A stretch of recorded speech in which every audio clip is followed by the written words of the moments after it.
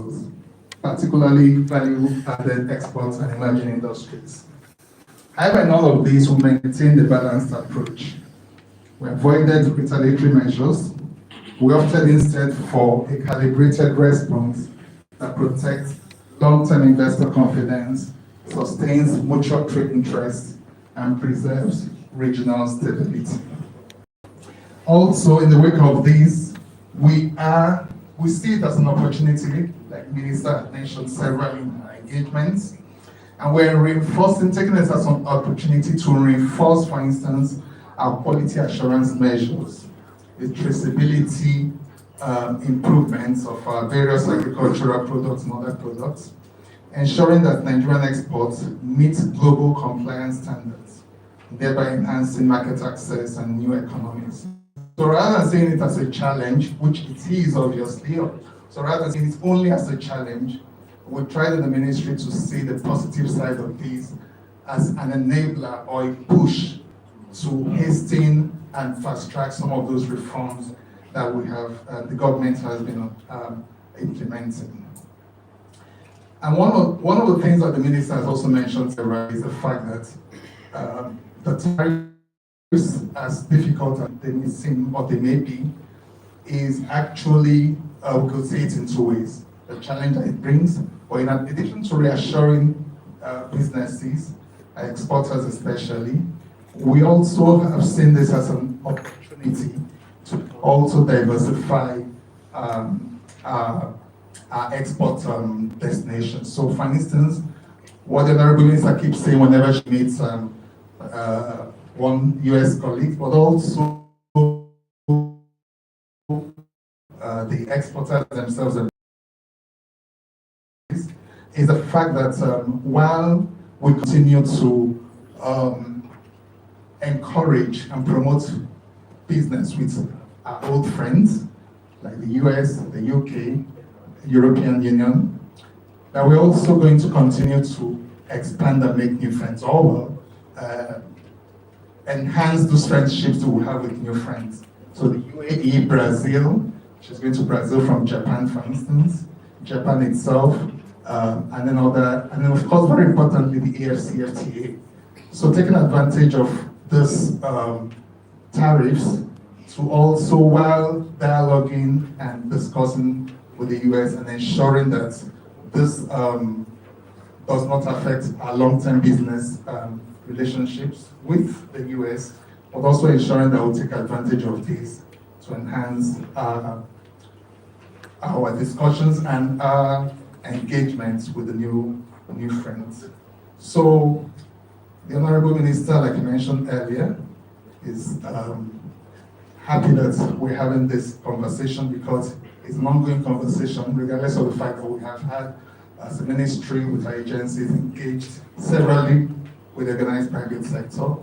We can never stop, these conversations. It can never be enough. And so the Honorable Minister is glad to have this happening and wishes all of us very, very constructive and productive deliberations. Thank you very much.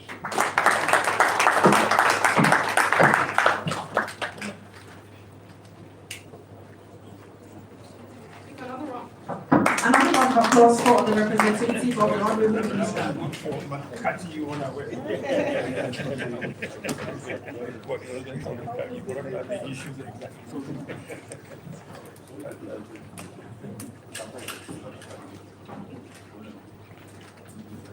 Okay, we'll now proceed with the next phase of the program, and that's to the technical presentation.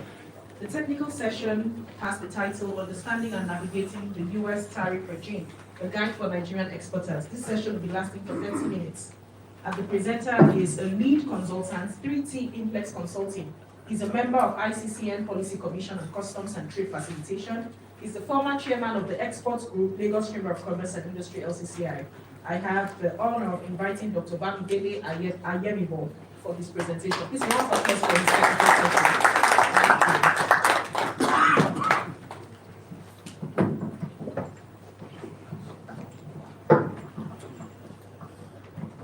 Good afternoon. Good afternoon. Good afternoon. the Honorable Minister of Trade, Industry and Investment, represented by Mr. Dr. Toshuku. The Executive Director, Nigerian-American Promotion Council, and Law Director, is present.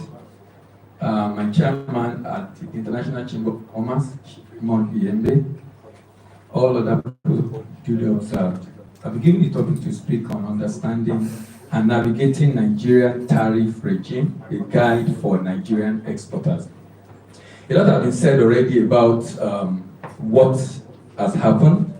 What I'll try to do here is to, just like the representative of the minister said, to be able to look at, okay, so where do we go from here? Different countries are taking different decisions. And a lot of realignment are happening in the world. Have you noticed what's happening between China and India? Have you noticed?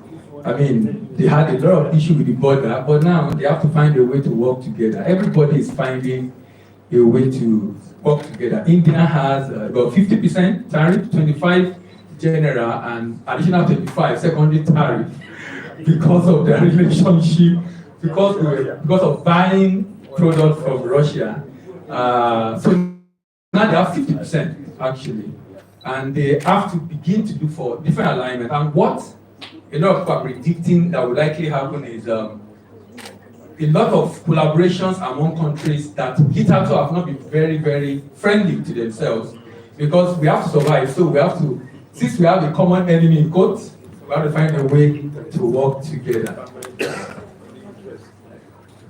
All right, next slide. It seems this, okay.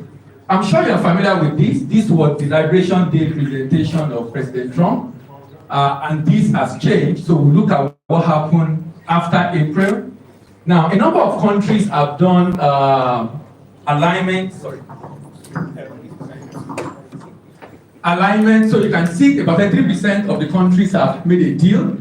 And it seems as if that's what President Trump wanted actually. The fact that this is going to make a lot of people come to the table. And you will see some data very soon to let you know the reason why a lot of countries have concentration risk on the US. And this is going to be a big challenge for them if they don't come to the table to negotiate. About 40% of countries have no deal yet. That's for Nigeria is one of it. And then we have about 27% of countries have this extended. So if you look at this chart, in descending order, you see as at July 31st, reciprocal tariff for the US, Syria being 41%, down to European Union now 0%. And you can see here, I'm trying to locate Nigeria. Okay, Nigeria 15%. And you see a lot of upward review. Ghana was already 15%, a number of other countries come to 15%. Now, but what's interesting about this is, if you look at the data really,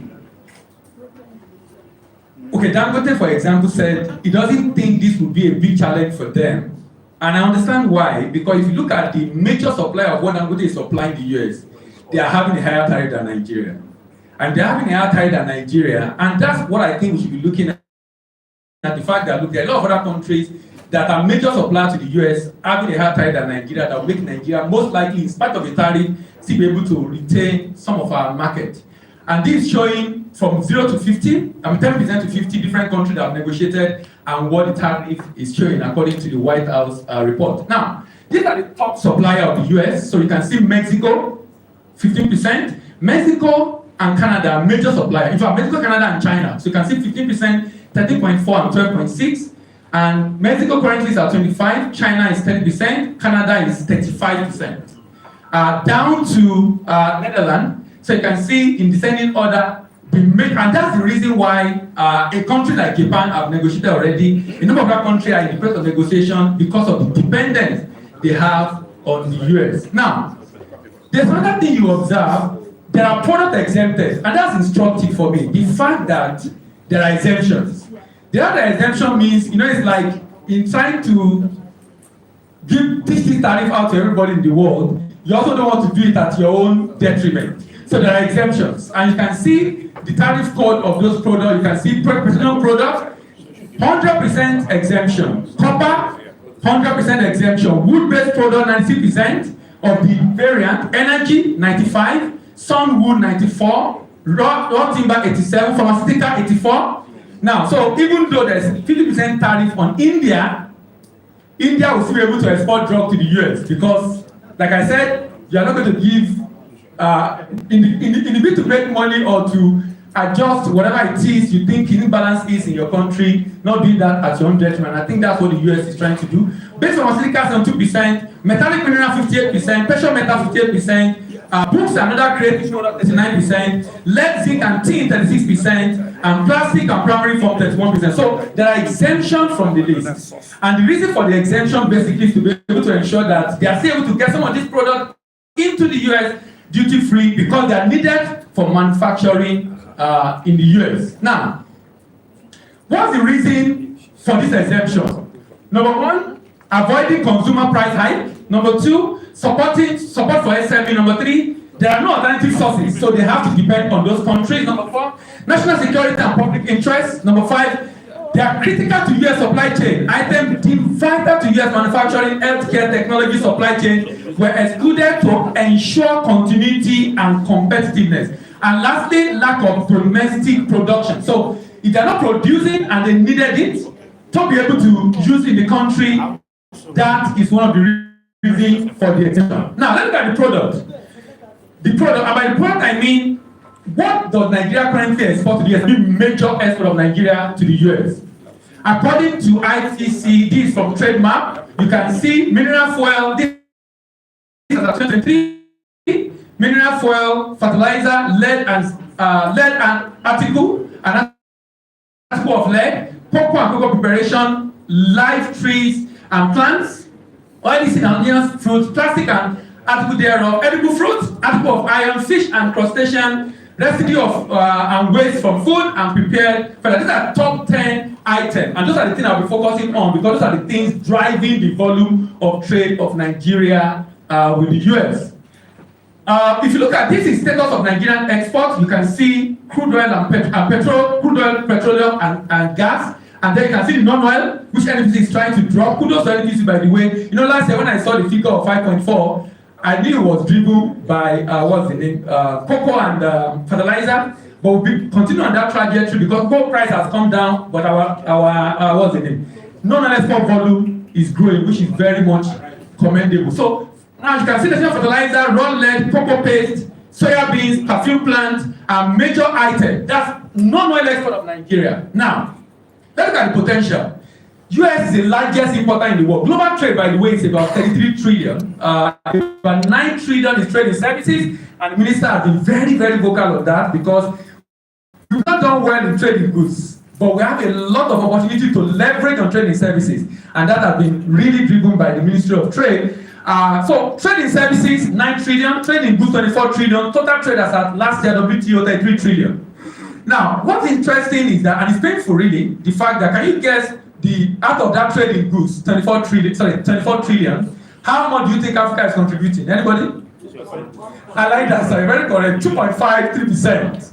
2.53%. In global trade of $33 trillion, 24 trillion trade in goods. The whole of Africa, by the way, the whole of Africa contributing so much, which is why, and when you look at that, look at EU. EU is controlling about 1/3 of global trade. But about 70% of EU trade is intra-EU trade. And that's talking to importance of the African Continental Free Trade Agreement that is currently put at 16, 17, sometimes 18%. But EU is about 70% intra-EU trade, which is why EU is able to do up to about 33% of global trade controlled by the EU, which is why they have to go to Trump to be able to negotiate because they can't afford to lose that market as a result of serious dependence on the US, 3 trillion. Now, China is the largest exporter. China export is also over 3.2 trillion, and US export is about 2.something trillion dollars. Now, where does US import from? You can see the constitutional risk. You see the China 14.5% of the 33 trillion. Mexico 15.2%, Canada 13.6%. So you can see, and you can see the EU. The EU are the one in purple. You can see a lot of the EU dependence on the US, Mexico, Canada, China. This is the reason why a number of countries are jittery really, because it's a big challenge. You know, this to show how important this is for some countries. If you remember during the global financial crisis in 2009, the EU actually set off the Global Trade Finance Program, they discovered that LC from Africa is going to be very problematic for their businesses. So a lot of the businesses in the EU were not taking LC from Africa. So EU set up the Global Finance Program with World Bank and IFC to guarantee LC from Nigeria, from Africa. Why? So that the factory will not stop working. Because if the businesses in Europe are rejecting letter of credit from Africa, and Africa is a major market for them, they will shut down their factories. Because people are not going to be able to have job again because they won't be able to sell. To ensure that sales continue, they have to get IFC to guarantee LCs from Nigeria. That's how serious trade is for them because of the impact and, of course, the political implications for the businesses in that country. So you can see the reliance. Now, can you notice, I don't know if you can see Africa. Africa is in yellow. So that we will not be so worried about it, because I'm asking myself, we really are not doing so much.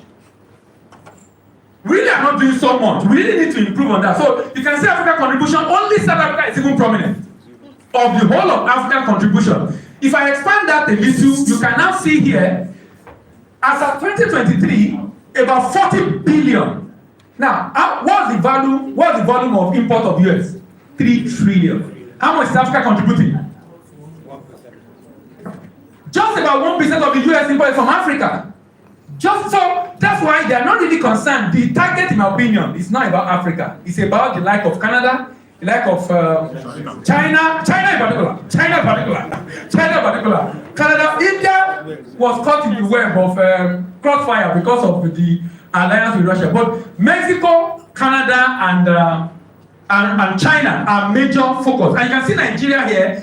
But if you look at it now, out of this, Nigeria contribution is just about 50%. So about 50% of African export to the US is from Nigeria alone.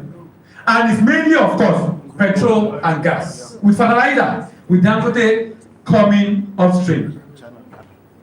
Now, let's look at the different products. Now, the other time I showed the top 10 item of export of Nigeria. So let's take them one by one. This is crude oil.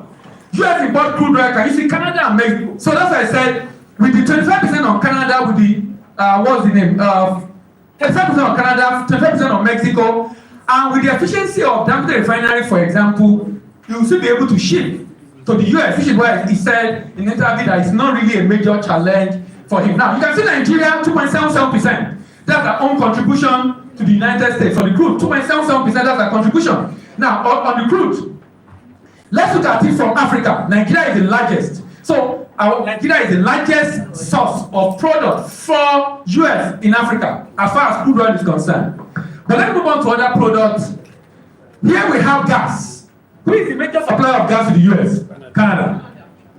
This is also where we can play the fact that because Nigeria is actually contributing 5.59%. So we are doing a lot also supporting that. Because we are the largest in Africa, 79% of African supply is actually, of US supply of gas from Africa is actually from Nigeria. Then fertilizer, which we are now doing very well, courtesy Dangote refinery and notorious chemical, fertilizer from Russia. Now, it's interesting the way US is dealing with this tariff. US still import from Russia, but US have issue with India, which is why a lot of criticism around the way the tariff has been shared among countries. So US, Russia 28.4%, Canada 22%, Algeria 6.6%, Nigeria 4.5%. So Nigeria is still among the top here. So it is a product also worth considering that we can leverage on, because the fact that the major suppliers are having a higher tariff is an advantage. And that's the way I see it, that it's an advantage. If you look at the data very well, we have to evaluate some advantage we can leverage on. What we now have to look at also is the pricing and the cost of shipment for us. So Nigeria and Algeria are competing in Africa for the US market for fertilizer. Lead is another major item of import for the US. Nigeria is a major supplier of lead in Africa, 6.64%. Since again, Canada and Mexico, do you notice a trend? The reliance of US on Canada and Mexico. Exactly. And they also have a free trade agreement. The US, it used to be NAFTA, before it was changed to US, Canada, and Mexico. So they have an agreement that enables them to be able to do duty free. You can see a lot of dependence. South Korea is this. You say South Korea is negotiating seriously to be able to ensure they retain their market. And you can see the kind of deal the country are getting. Some countries agree, in fact, I think for Pakistan, they agree 90%. US, they accept all the US goods, zero to duty, but they will take 90%. And they agree to it because of the dependence on the US market. Because of the dependence on the US market. So Nigeria led article 72%, Ghana 26.5%. Cocoa and cooperation as another top item of Nigerian export to the US. 6.47 billion is the import of the US for this product. Cote d'Ivoire, of course, as expected, right? Cote d'Ivoire and Ghana are a major supplier. Canada and Mexico, they don't produce cocoa, but they export a lot of cocoa preparation, that's value-added cocoa product to the US. So Canada and Mexico import their raw material from Africa. Africa actually supplies, West Africa supplies about 75% of cocoa trade in the world. 75%. And by the way, China is growing cocoa now. Yes. And I saw a picture of their bag for cocoa to UK, and they put there a statement that to spite Africa, the fact that this is a better cocoa coming from China. So we have a big competition of cocoa. And by the way, by 2050, it's been projected that if the current temperature in the world continue in terms of global warming, cocoa production is going to reduce. Mars, the chocolate company, is funding a research in the US to develop a variety of cocoa that can withstand temperature at that time. You know what that will mean? They will decide who we sell to. Because they are going to give us that seedling, and it will be that, look, if you are giving this seedling, we have to decide who you are going to sell to, which is something we have to think about as a country. We are the one growing cocoa. They are the one funding the research to develop a variant that will be heat resistant, and the project is towards 2050. You said what? We love Malaga. So Nigeria 4.04%. So our supply of cocoa and cooperation to the US is very low. Cote d'Ivoire and Ghana are major supply in that market. Then we have oily seed, where we have different seed products we see, like sesame seed, like granite and the like. Canada again is still here, Mexico is there. Nigeria is among the major supply in Africa. Brazil is supplying Chile, India, China are a major supply. And in Africa, Nigeria is a major supplier of this 27.1% of this product, among others like Ghana, Togo, Egypt, and the like. Then we have, in addition to these, plastic articles. And by the way, there's a new research showing that with the problem of plastic in the world is likely going to decline very soon. They found a fungi in Amazon forest that can eat up plastic. So most likely, the concern around plastic might be a thing of the past. But it's also interesting to know that in the bid to fix the issue of plastic and a lot of petrochemical issue, the rate of demand for soya beans has been on the increase. Soya beans now, if you put all Nigerian exports, cocoa, cashew, ginger, gum, arabic, all the agro commodities, put them together, the soya beans demand is almost 100 billion. Why? Because soya beans is now being used to produce biodegradable plastic, biodegradable gum, rubber product, biodegradable tire, and so there's a lot of dependence on, among the products depending on going to the future to be able to produce a lot of products that is not derived from petrochemicals, but now are going to be coming from soya beans, and that's why the demand for soya beans is really growing and growing very fast. So in Africa, major supplier of this product is South Africa, Egypt, Tunisia, Morocco, and Nigeria is 6.09%. Edible fruit, again, Mexico, Guatemala, Costa Rica, Peru, Chile are a major supplier. Nigeria is not showing very well. So it's not a major product that we are capable of, but we're not taking advantage of. And probably because of this tariff, it might be something we want to begin to see an increase in. South Africa, Morocco, Egypt, Cote d'Ivoire, Kenya are a major supplier. Nigeria contribution to that just about 1.36%. Flour product, ornamental and foliage, mainly for Colombia, Ecuador, Canada, again, Mexico, is 27.5 million, and Nigeria is contributing 4.56% of that. Then we have crustacean, fish, major source again Canada, Mexico. You know, maybe this is the reason why President is saying Canada should come and become number 51. Number 51. Because Canada really depends too much on the US, and it's really not, that's why they're funny right now because of the implication of this tariff on them, because other players are able to take advantage of them in the market. For Africa, Nigeria is supplying about 6.06% of the $135 million. We have on the list of exemption items Nigeria can leverage on. Because this item are what? Exempted. Why are they exempted? After it is seriously and they can't afford. So we can focus on this as one of our area we want to consider, because really if US is importing 3 trillion out of 24 trillion, if you are not doing business in the US, you probably are not really doing business. So we really want to see it in the US market. In addition to this, so you look at Canada, share of the market of the US 57, tariff 35. Mexico, share of the market 11, tariff 25. Saudi, share of the market 6, tariff 10. Colombia, share of the market 2.7, tariff 10. So apart from Colombia and Saudi Arabia and Iraq is more. So Nigeria is 50%. So we are still better off than major supplier of this product. So Nigeria exporters stand the chance to increase its crude oil export to the US market from likely gap created by those that will stop buying at the airport from Canada, from Mexico, from Brazil, from Iraq. So the experts need to identify buyers of crude oil in the US market looking to buy from countries with lower tariffs and start a new business relationship. Same go for gas. For gas, share of the market 86% Canada, but 35% tariff. Jamaica 1.44, 10% tariff. Other ones that have higher tariff.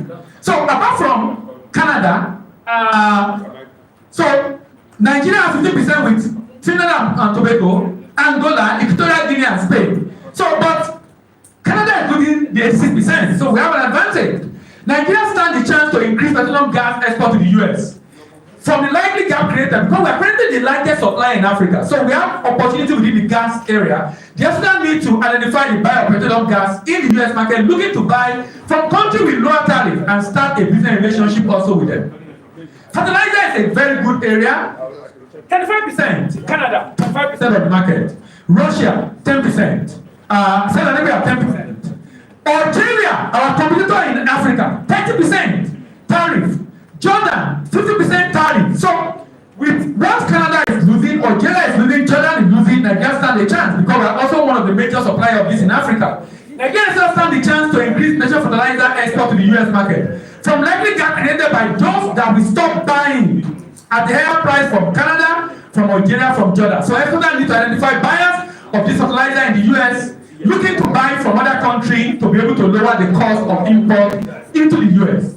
Lead article, Canada 29%, Kazakhstan 25%, Australia 10%, UK 10%.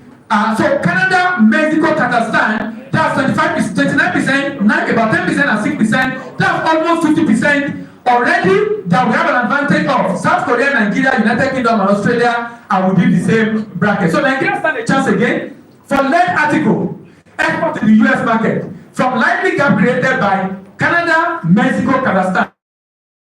US has imposed tariff on lead and lead products from China. Nigeria produce lead and lead ore. By exporting this, it can offer US market a cost-effective way to source raw materials, circumventing the tariff. In addition to this, we have cocoa. Cocoa. Canada, 31%. The cocoa product and cocoa supply. 31% but 35% tariff. Mexico, 25% tariff. So apart from Canada and Mexico, and those two are about 40%. So we can increase our own share from 0.75%. So we can do a lot more now because of the opportunity created by this. So you look at it, if you look at the data critically, it seems as if we actually stand a chance in spite of the tariff in the US market. Given Nigeria a major producer, it has significant opportunity to be a preferred supplier. Oil seed, 35% Canada. Brazil, 50%.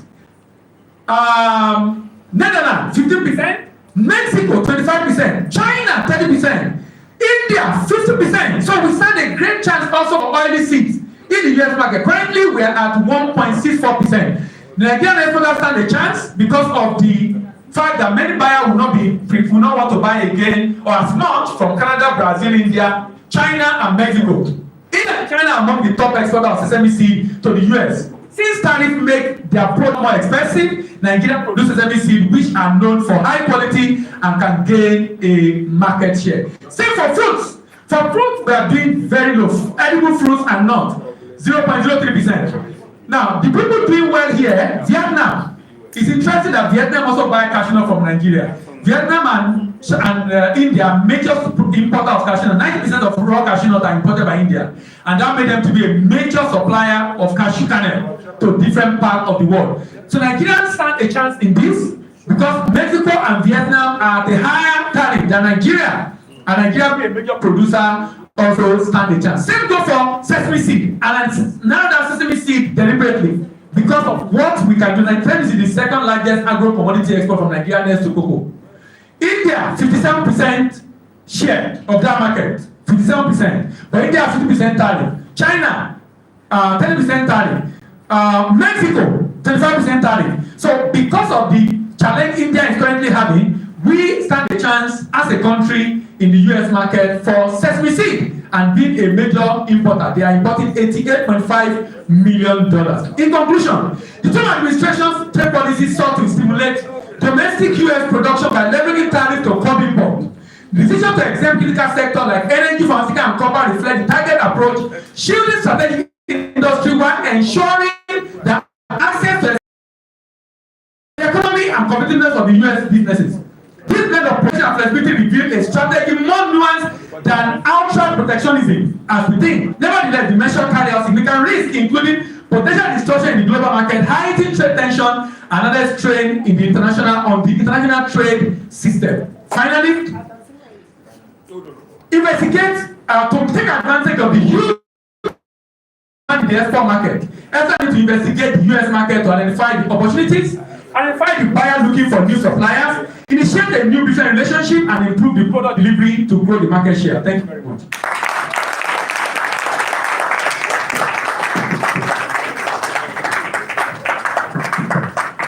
Please let us keep clapping for our technical presenter. Thank you very much. Thank you very much. Please, another round of applause for me. Another round of applause for the presenter. Indeed, that was very detailed, that was data-oriented. Nigeria can take advantage of the products that have not been slammed with tariff for exports. A lot has been said. The paper will be shared with everyone who's in this room much later. I hope that we've all registered our emails on the attendance sheet on our way inside. Please, another round of applause for Dr. Ayenijo. So, at the start of this program, there was a goodwill message that was skipped because the presenter was unavoidably absent at that time. She's now here and she is Mrs. Affion Israel Ibanga, member of the advisory board, Nigerian-American US Nigeria Business Council. She's representing is the title is Olowo Kere. Please round of applause for her as she takes her goodwill message.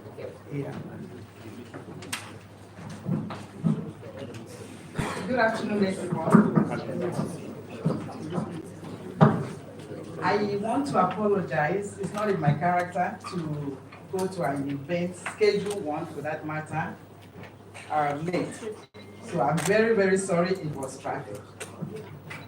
This goodwill message is on behalf of Engineer Tyrus Olowo Kere, President, US Nigerian Business Council.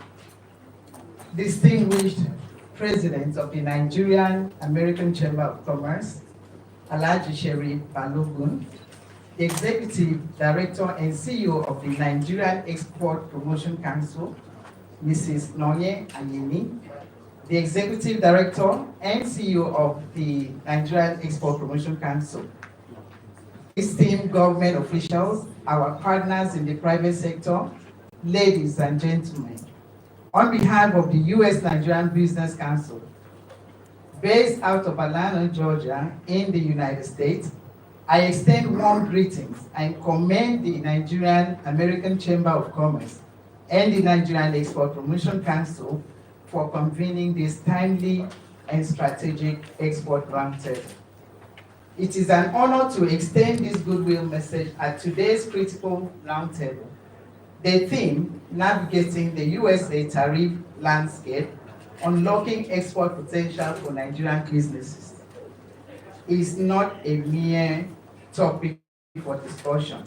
It is a strategic imperative for the future of Nigerian non-oil export. It could not be more relevant as global trade dynamics shift. Nigerian exporters must adapt with agility, foresight, and collaboration. The U.S. trade policy environment has recently undergone significant changes, presenting both challenges and opportunities for Nigerian businesses. As of August 2023, a key development is the implementation of a 15% reciprocal tariff on Nigerian export to the United States. This tariff is part of a broader policy by the U.S. administration aimed at rebalancing global trade and has created a more complex landscape for Nigerian exporters. As the world becomes more interconnected, understanding and effectively navigating international trade policies is no longer a luxury, but a necessity for sustainable growth. This roundtable serves as a vital platform for Nigerian businesses to gain the knowledge and strategic insight needed to not only overcome challenges, but to actively seek and capitalize on immense opportunities within the U.S. market. I was given 1 minute. Fast forward. Our analysis identifies a pivotal opportunity. The U.S. is actively diversifying its import sources away from geopolitical competitors.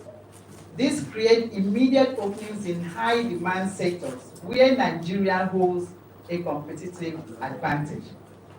Processed foods and agriculturals, shea butter, spices, specialty foodstuff, and frozen seafood. Manufactured goods, as in auto parts, chemicals, and finished leather products.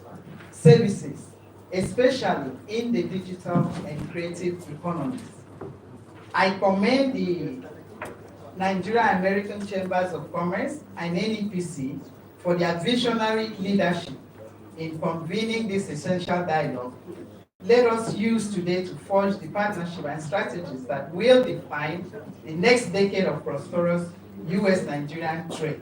Let us seize this moment to forge new pathways, deepen institutional linkages, and reaffirm our collective resolve to position Nigeria as a formidable player in non-oil export. We wish you all fruitful deliberation and a highly successful event, growth and lasting success for Nigerian businesses, and reaffirm our shared vision of a prosperous export-driven Nigeria. May God bless the Federal Republic of Nigeria. May God bless the United States of America. Thank you so much.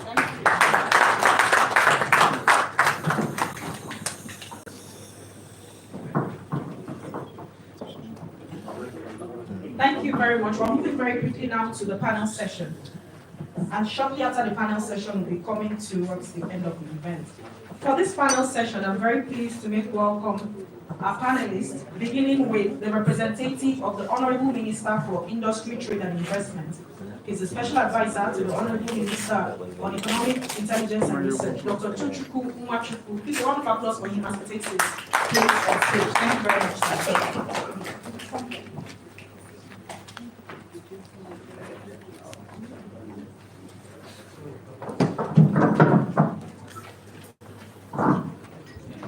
Thank you very much, Mr. Special Advisor. I would now like to make welcome the second panelist on this session, Mr. Akintunde Olorunsho, the Director of Market Access, Nigerian Export Promotion Council. Please round of applause for Mr. Akintunde. Let's hear your applause, please. Thank you. Thank you very much.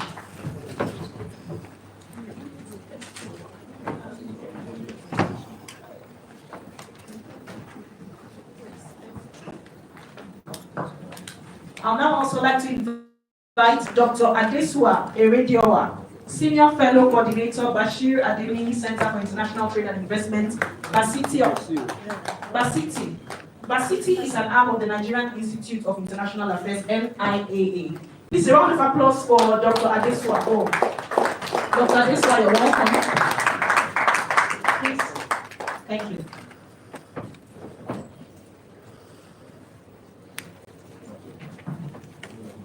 Representing the President of the Nigerian Association of Chambers of Commerce, Industry, Mines and Agriculture, NASIMA, I'm pleased to make welcome Mr. Dapo Adelegon. Dapo Adelegon. Please, a round of applause for him.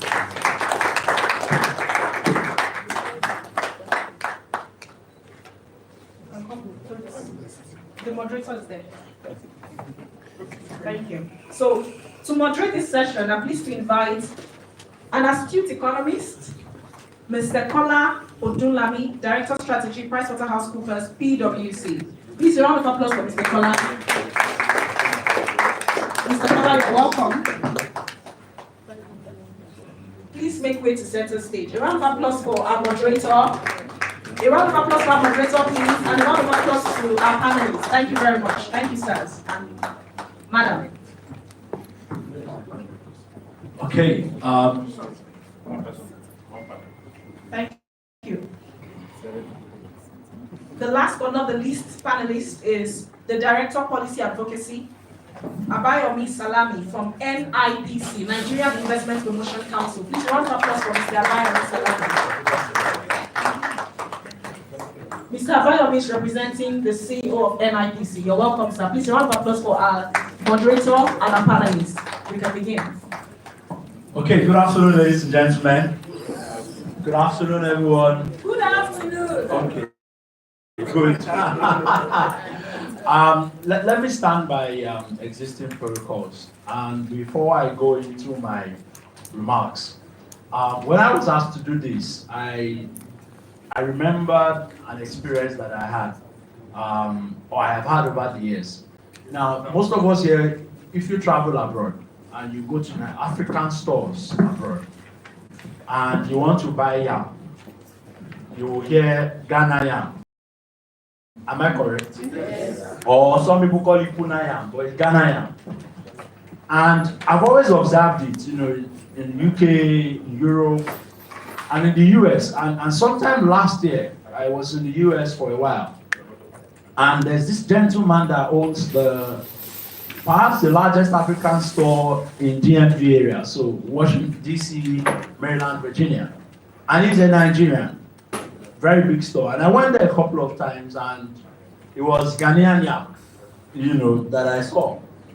And so one day I asked him, the owner of the store, he's a Nigerian, so why is he selling Ghanaian yam? His response to me was not tariff related.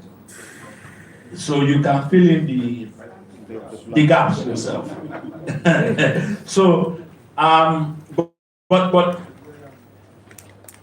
I said that to say that tariff is one thing, but there are many other issues that I believe we need to fix in terms of exports. So once again, good morning, ladies and gentlemen. It's my distinct pleasure to welcome everyone to this crucial panel session themed Overcoming U.S. Tariff Barriers, Policy Compliance and Exporter Action. We convene at a time of both uncertainty and opportunity for Nigerian exporters. The trade relations between Nigeria and the United States has historically been robust. In 2023, bilateral trade totaled 8.1 billion, with Nigeria exporting 3.1 billion worth of goods to the United States, primarily crude oil, cocoa, and cashew.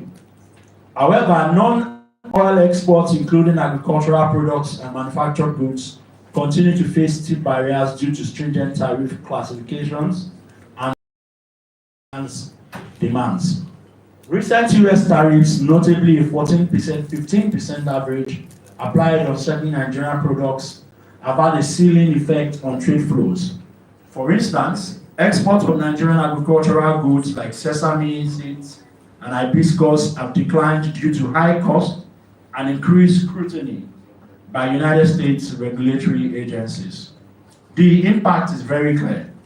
competitiveness is diminished, margins are squeezed, and our exporters faced uncertainties when attempting to access one of the world's most lucrative markets.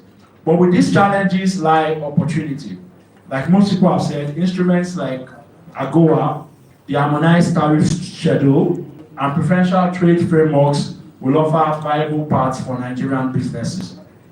So this panel is diverse, even though we have just one lady, but diverse across policy makers and industry stakeholders and exporters.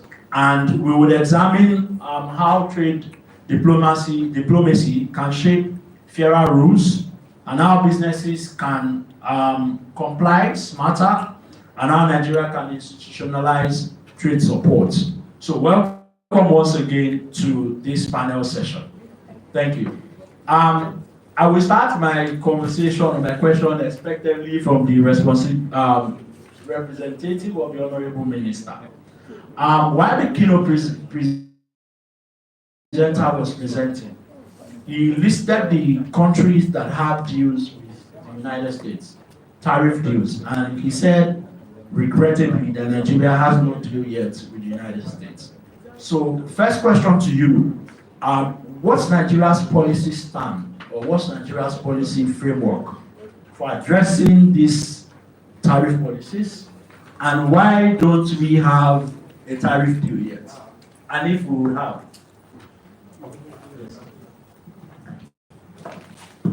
Yeah, thank you very much for that question. When I gave the remarks on behalf of the Honorable Minister, I mentioned, I didn't go through in detail the level of consultation that happened in the wake of this. But I mentioned clearly that the Nigerian government was not going to be reactionary. We're not going to have knee-jerk reactions to the imposition of the tariffs. We're not going to be retaliatory. We're going to be measured. We're going to be responsive, not reactive. And so what the Honorable Minister started by doing was to have very extensive and wide consultations with the organized private sector. Like I mentioned earlier, many of us in this hall were at one point or the other and part of those engagements. We had with the organized private sector, we had quite a number of them. We had also with individual companies, very large companies who wanted to also talk about the impact on their sectors. We also, the ministry went out also to ask specific stakeholders in the business world for their own input in terms of how it affected or how it's affecting, how it will affect them. And we got a lot of these inputs in writing. Some of them, we even had a poll, the survey rather, where we also asked the organized private sector and the individual exporters to also, answer questions in terms of, and all of these were supposed to be aware inputs into government strategy. That's on the one hand. On the other hand, we also had internal consultations within government. So we discussed with our agencies, NAPC was one of them, for instance, NIPC, Customs, the Central Bank, of course, the EMT. We actually made a presentation to the EMT, Economic Management Team, and then there were feedbacks, and we went to have individual consultations with those ministers who also had issues. And at the end of the day, this formed the basis for engaging with the US government. I must say that between March, before even the tariff was imposed, about a week before the imposition of the tariffs, we had engaged, the Honorable Minister had an engagement with, at the request of the US ambassador, at her office. And between then and now, they've met about 4 times, at different times, and the essence of that was to discuss these tariff measures. I must say also that she has met severally also outside the country with the US officials, the US trade representative, and others. And all of that had been with the intention of understanding what the US government wanted. But like the minister has also said severally that while the Nigerian government wants to continue to have that very robust business relationship and economic relationship with the US that it has had over the years, that it is the prerogative of the US government to impose tariffs. And you cannot stop them from doing that. It is what is in the best interest of the US government that will do. And then Nigeria also will do similar and is doing the same thing. So Nigeria, while maintaining that business economic relationship with the US, will also ensure that in doing that, it does not in any way harm what is good for its own economy. And that's why while we're conversing and the conversation continues with the US trade representative and the ambassador and his team and the Ministry of Commerce, or this, I think they call it Department of Commerce, we are also within Nigeria and within Africa ensuring that what is best for the country is also done. Of course, in those conversations, some of the things that have come up, like the prohibition list, there are certain items that they want removed from the prohibition list. And while we're not averse to reviewing the prohibition list, and that's actually one of the things that is actually being done now, the tariff review of the tariff, not of the prohibition, including also the prohibition list. The government is also very, very intentional in ensuring that none of these affects the Nigerian economy adversely.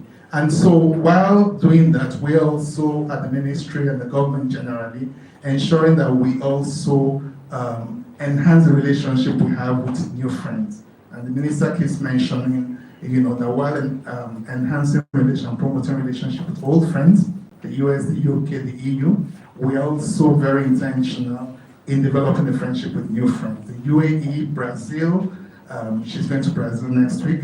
She's currently in Japan, and as well as China and others. But especially within Africa. I think when the presenter made his presentation, he also spoke about, and also some other speakers have spoken about Africa trade. Intra-African trade is very, very, very small. The trade within us is very small. And the AfCFTA, the Africa Continental Free Trade Area Agreement, is actually a game changer. And that is one of the areas where the Honorable Minister, is focused on to ensure that Nigeria prepares itself to be able to take advantage of the protocols of the AfCFTA so that Nigeria does not become a dumping ground. Because we have already gazetted the, schedule of tariffs, and a lot of them at zero. So if you do not increase if as a country we do not increase our productive capacity, we might actually become a dumping ground. So it is inevitable. So while discussing with the US government and the US trade representative, the country, especially the ministry, is focused on ensuring that we actually take advantage of the AfCFTA to promote our exports. Thank you very much, Dr. Tochukwu. Okay, let me go to Mr. Folorenshaw, Director of Market Access, NEPC. Now, what lessons can we draw from other countries that have successfully lobbied or negotiated more favorable trade terms? Okay, thank you very much. As a preamble, I just want to quickly say that when Trump was preparing for his election, he said it's good to make America great again. Some of us were just thinking, what does that mean? But here we are now. America is sneezing and the whole world is catching cold. There we are rubbing minds on how to go about this and how to navigate, the tariff imposition. That is the main thing. Like previous speakers have talked about, we don't really need to panic. We don't really need to panic as a nation because of the tariff imposition. But for us to go head along and see how, as a country, we can even prosper, you know, with the regime. The first thing I want us to do, one as a nation, is to, as a matter of urgency, you know, increase our productive sectors, especially in areas where we have preferential areas where we have low or non-tariff. And thank God, in the half-year report of the council, there is more of increase in the export performance in petrochemicals like the urea and fertilizers and in oilseeds. Another thing we need to do also is to further engage, you know, as a government agency with our regulatory agencies, the Nigerian Customs, the NPA, to see how we can actually assist our exporters. Because there was a time of talking about 15% increase in port charges, you know, talking about 4% increase in FOB value by customs. These are things we can, you know, as a policy, negotiate, you know, with the regulatory agency to ensure that Nigerian, you know, exporters will be able to break or to operate effectively, you know, despite the tariff. Another thing we need to do as a country is to look at in as much as I said, we should also further concentrate on areas with low or non-tariff. I mean, yeah, it's also to look at, you know, some other, you know, have some inroad into some other trade agreements, into other trade corridors. For example, we have this DCTC, Developing Country Trading Scheme, that is being promoted by the UK, which give zero tariff to some products, sesame, cashew nut, and others. We also have the REX, Registered Exporters of the GSP, by the European Union. That's another area where we can also make an inroad, and exporters can put a leverage on that market area. Another area too, so the FCFTA too is coming up. In 2024, Nigeria exporters speak to 36 African countries. That is to show that the FCFTA has come to stay. And basically, the highest percentage of those export to those countries are manufactured products, not even agro or commodities. So that's to show that we are doing very well in value addition. Now, to the question you asked now, the lesson for us to learn as a country, you know, from countries that have made deal with America. And you will observe from the presentation of Mr. Yemigo that the totality of African export in the world was about 1%, and they were not really a big player, you know, in that particular circle. And like the doctor said from FMITI, they were not going to be reactionary, you know. We just have to see how we can further improve on what we've been doing before. We're working with some American agencies like the USAID through the West African Trade House to see how we can further improve the capacity of our exporters to actively, you know, make an inroad to the American market and prosper with it, especially tariff regime. Okay. Before I go to Mr. Dagwadilego, Mr. Folosho, let me ask you a question. So exporters are here, and a lot of them believe that NEPC, you're doing good, but there's a whole lot more that you can do to support them or to help them. Things like even facilitating licensing, you know, and a couple of others. I know National Assembly will do, and a number of initiatives have been implemented. But really, what are you really doing that you think will be an inflection that will, you know, move the needle really for exports in Nigeria, beyond even the United States, right? Exporters in this room, I'm sure, will tell you that NEPC, you know, can do better. They're doing well, but a lot more can be done. Yes. Okay, thank you. That speaks more to what we're doing as an agency. Like I said the other time, if you look at the figures that was laid out in our half year, there's a kind of a marginal increase, you know, compared to the previous years. And why? How were we able to achieve this? Because of the determination of the council's management to ensure that the Nigerian exporters, you know, are really supported for them to make expected gains in their ventures. And one thing we have done so well is following our mantra, double your export, whereby we are looking at 20 products We are really working to see how we can increase productivity in that particular sector, because that's the problem we are having. We need to increase production, for us to be more competitive. So we're looking at 20 products, also looking at 5 big markets.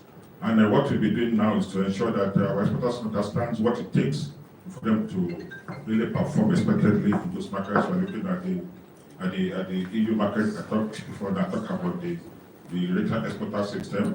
We're taking advantage of the GSP, generalized system of preferences.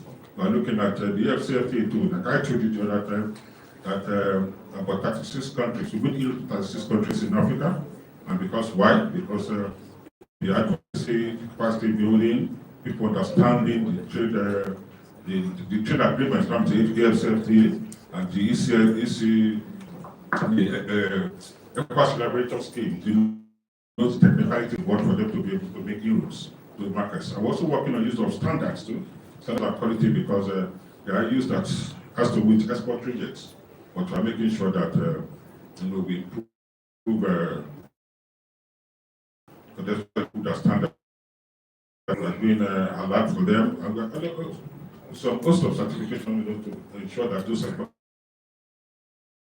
are able to have some products to export to the products markets that are available. Okay, thank you very much. And of course, the CEO mentioned about one state, one product initiative by the Commission. Please, let's pass this to Mr. Adeleko. Sir, representing the Association of Chamber of Commerce, right? And of course, your members are in this room. What are can you share the most common real challenges that they face with the US Customs and FDA regulations, and how are you navigating, or how are your members navigating those challenges so far? Thank you very much. I'm sitting here representing the president of NACIMA. Oh, right. Apologies. Representative of the minister. I'm giving some mandates to speak upon.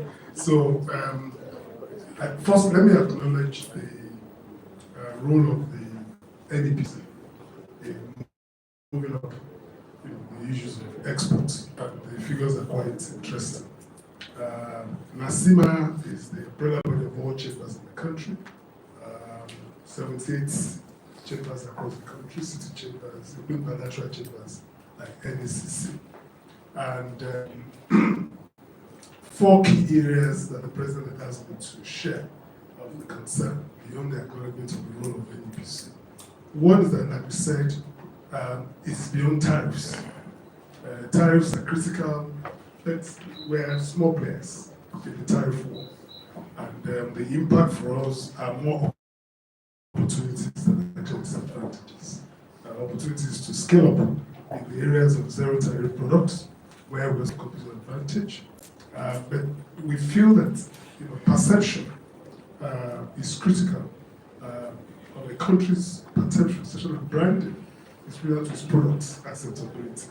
So we believe that the NEPC would do more in promoting made in Nigeria by Nigerian goods globally.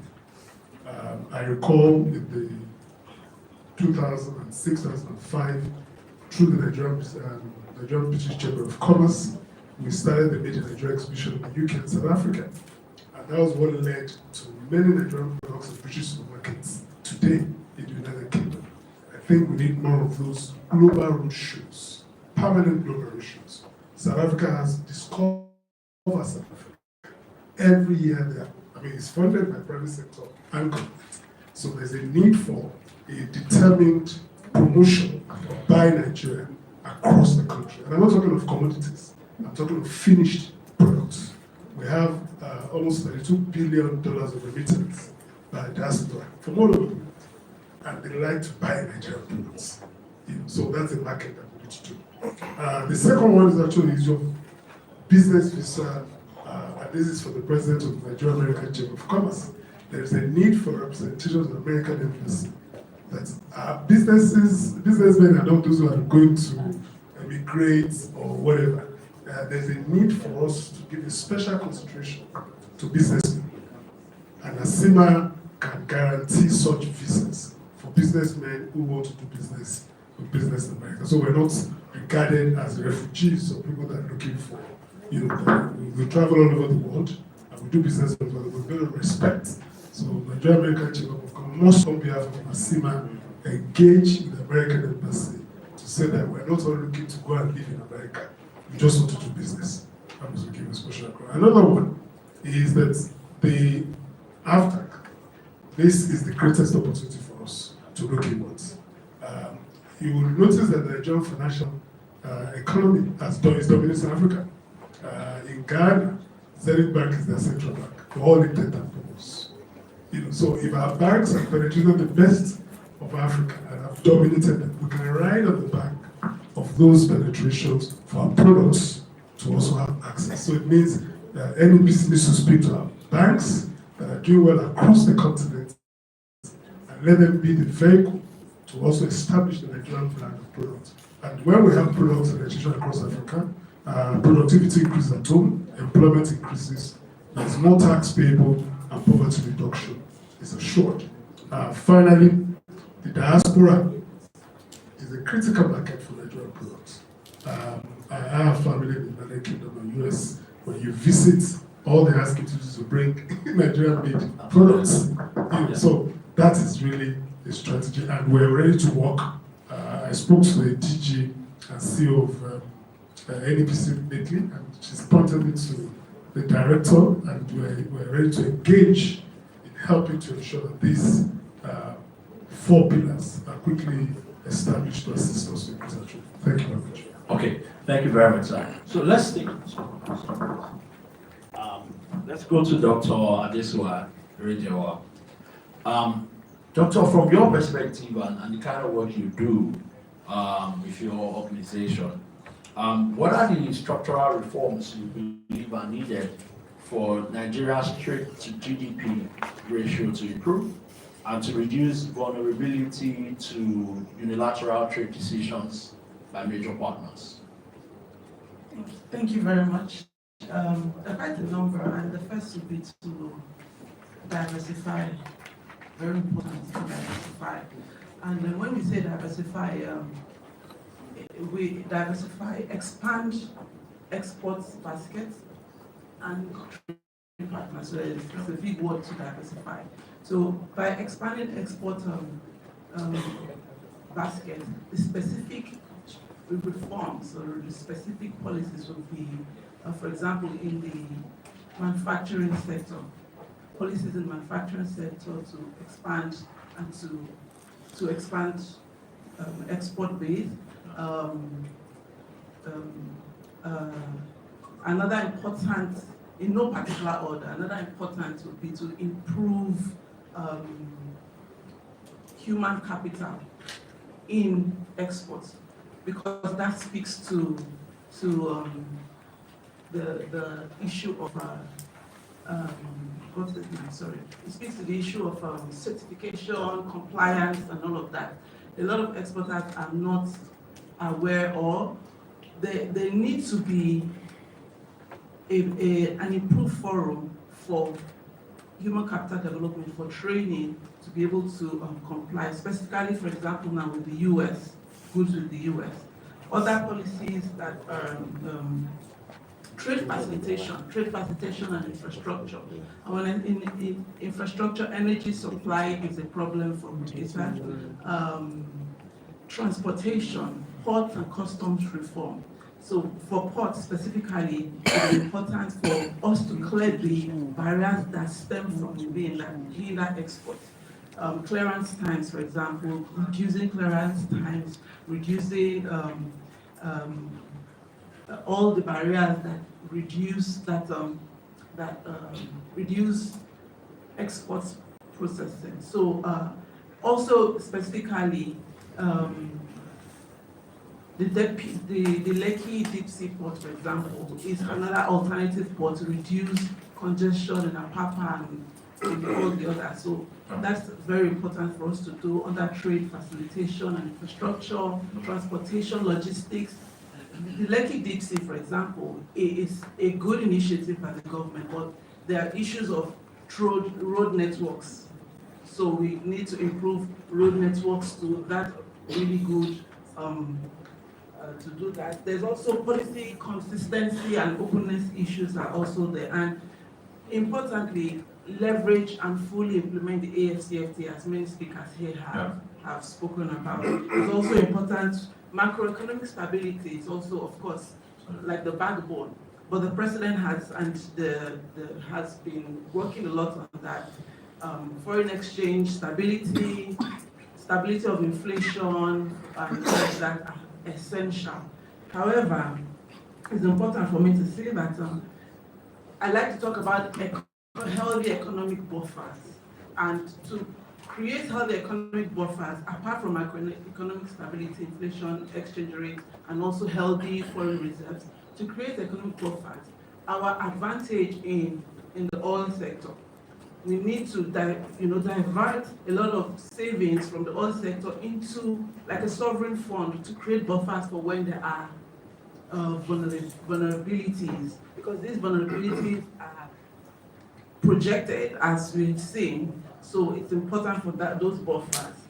So diversify and increase exports, expand the export base, diversify export partners, and with that, leverage AFCFTA fully. These are some of the yeah, thank you. Thank you very much, Dr. Redua. Engineer John Ibrahim. My name is Abayo. I'm sorry. Mr. Bayo, please. Pardon me. Yes, I know.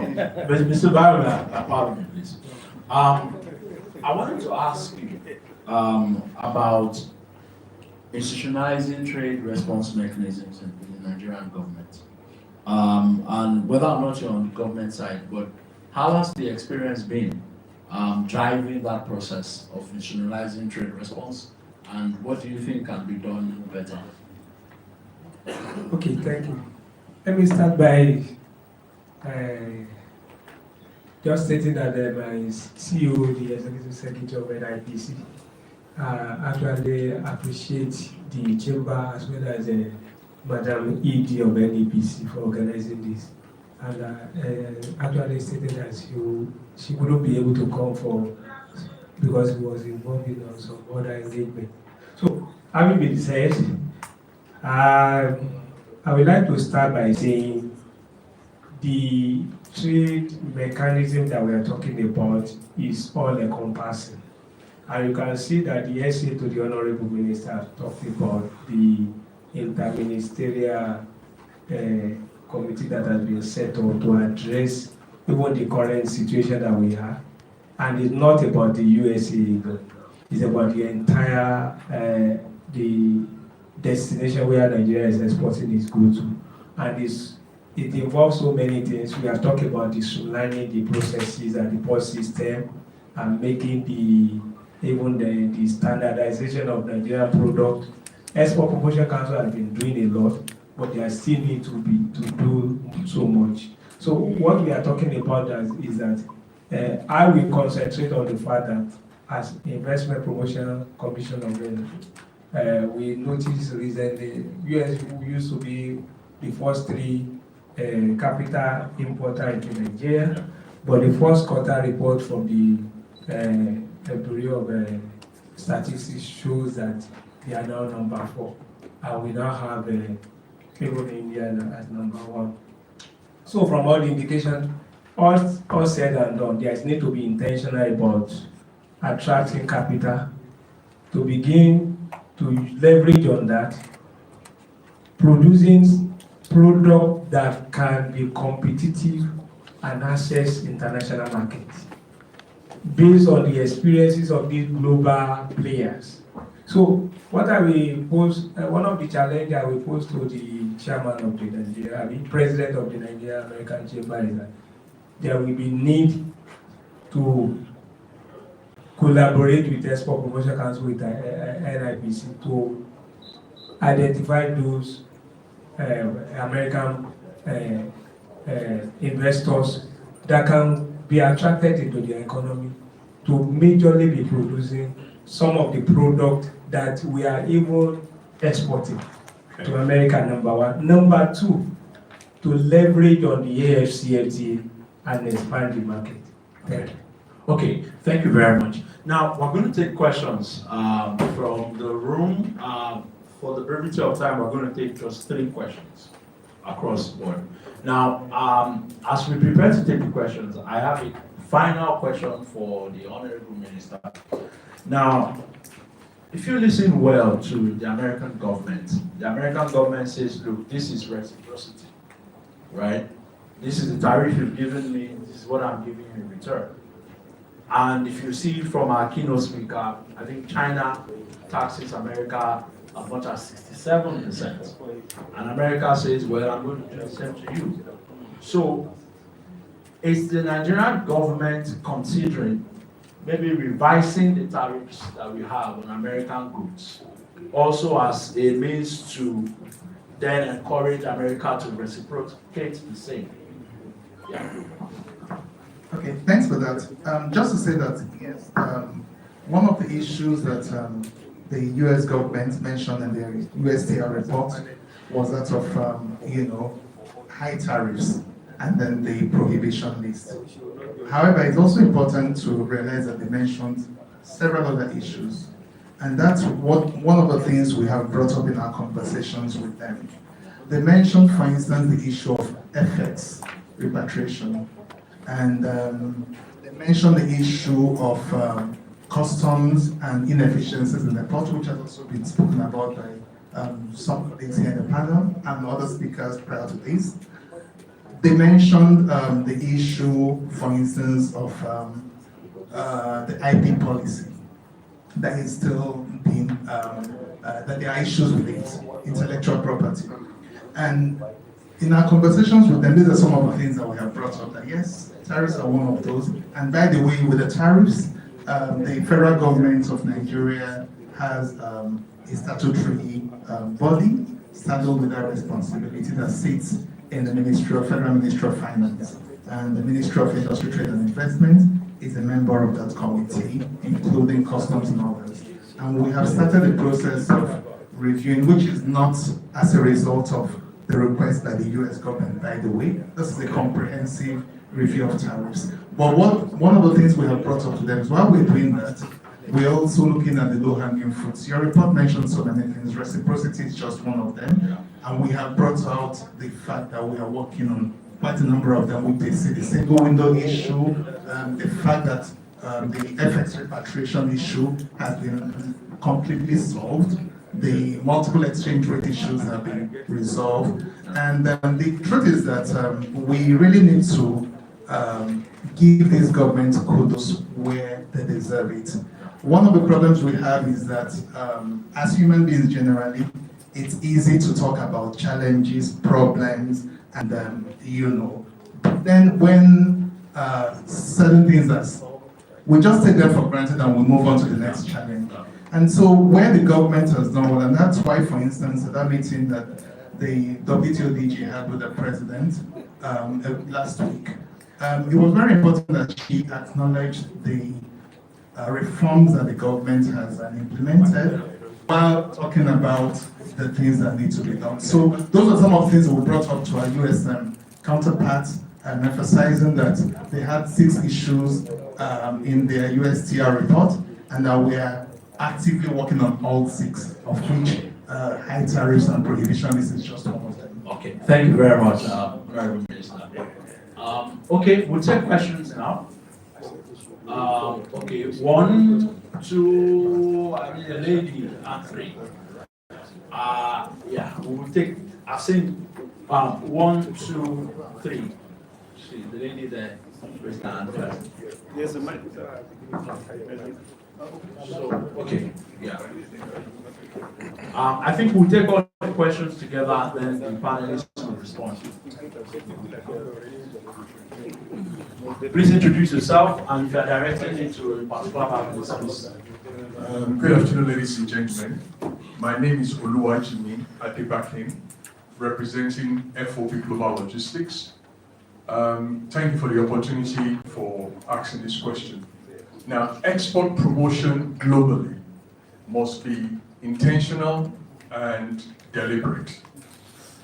As a nation, we don't have any international Nigerian airline that can facilitate competitive air freighting. We don't have ocean liners that can facilitate ocean freight. Yes, everybody in this room, probably small and medium-sized entrepreneurs, we need to do something to ensure that transactions are FOB, free on board, that we don't have to be worrying about sourcing, packaging, then looking for the money to do the freighting. Let Nigerian Export Promotion Council, I mentioned this to them more than 4 years ago, let them take the responsibility to offer Nigerian exporters FOB. Let them take the responsibility for looking after the payment for the freight. And when we are repatriating our proceeds, we pay them back. Let them take the burden of freight costs from small to medium-sized exporters. Thank you. Thank you very much. That was a contribution. Thank you very much. Okay, please let me give a lady. Yes, ma'am. My name is Mrs. Chinweze, the CEO and founder of the Nubag Academy, partnering with ESAC in Nigerian Export Promotion. Last year, we went to Washington, D.C. to discuss issues around AGOA, because that is the sector that we are operating. And is there anything the Chamber can do to assist us to get that agreement renewed this September? Thank you. Yes. Okay. That question is for the president of the chamber, and he will address it in his remarks. Okay, the gentleman on blue shirt and black suit. Maybe blue suit. Sorry. Yeah. Hi, good afternoon. I'm Sandeep from Nigerian-American Chambers. My question is more for the keynote speaker. Sir, there's a question for you.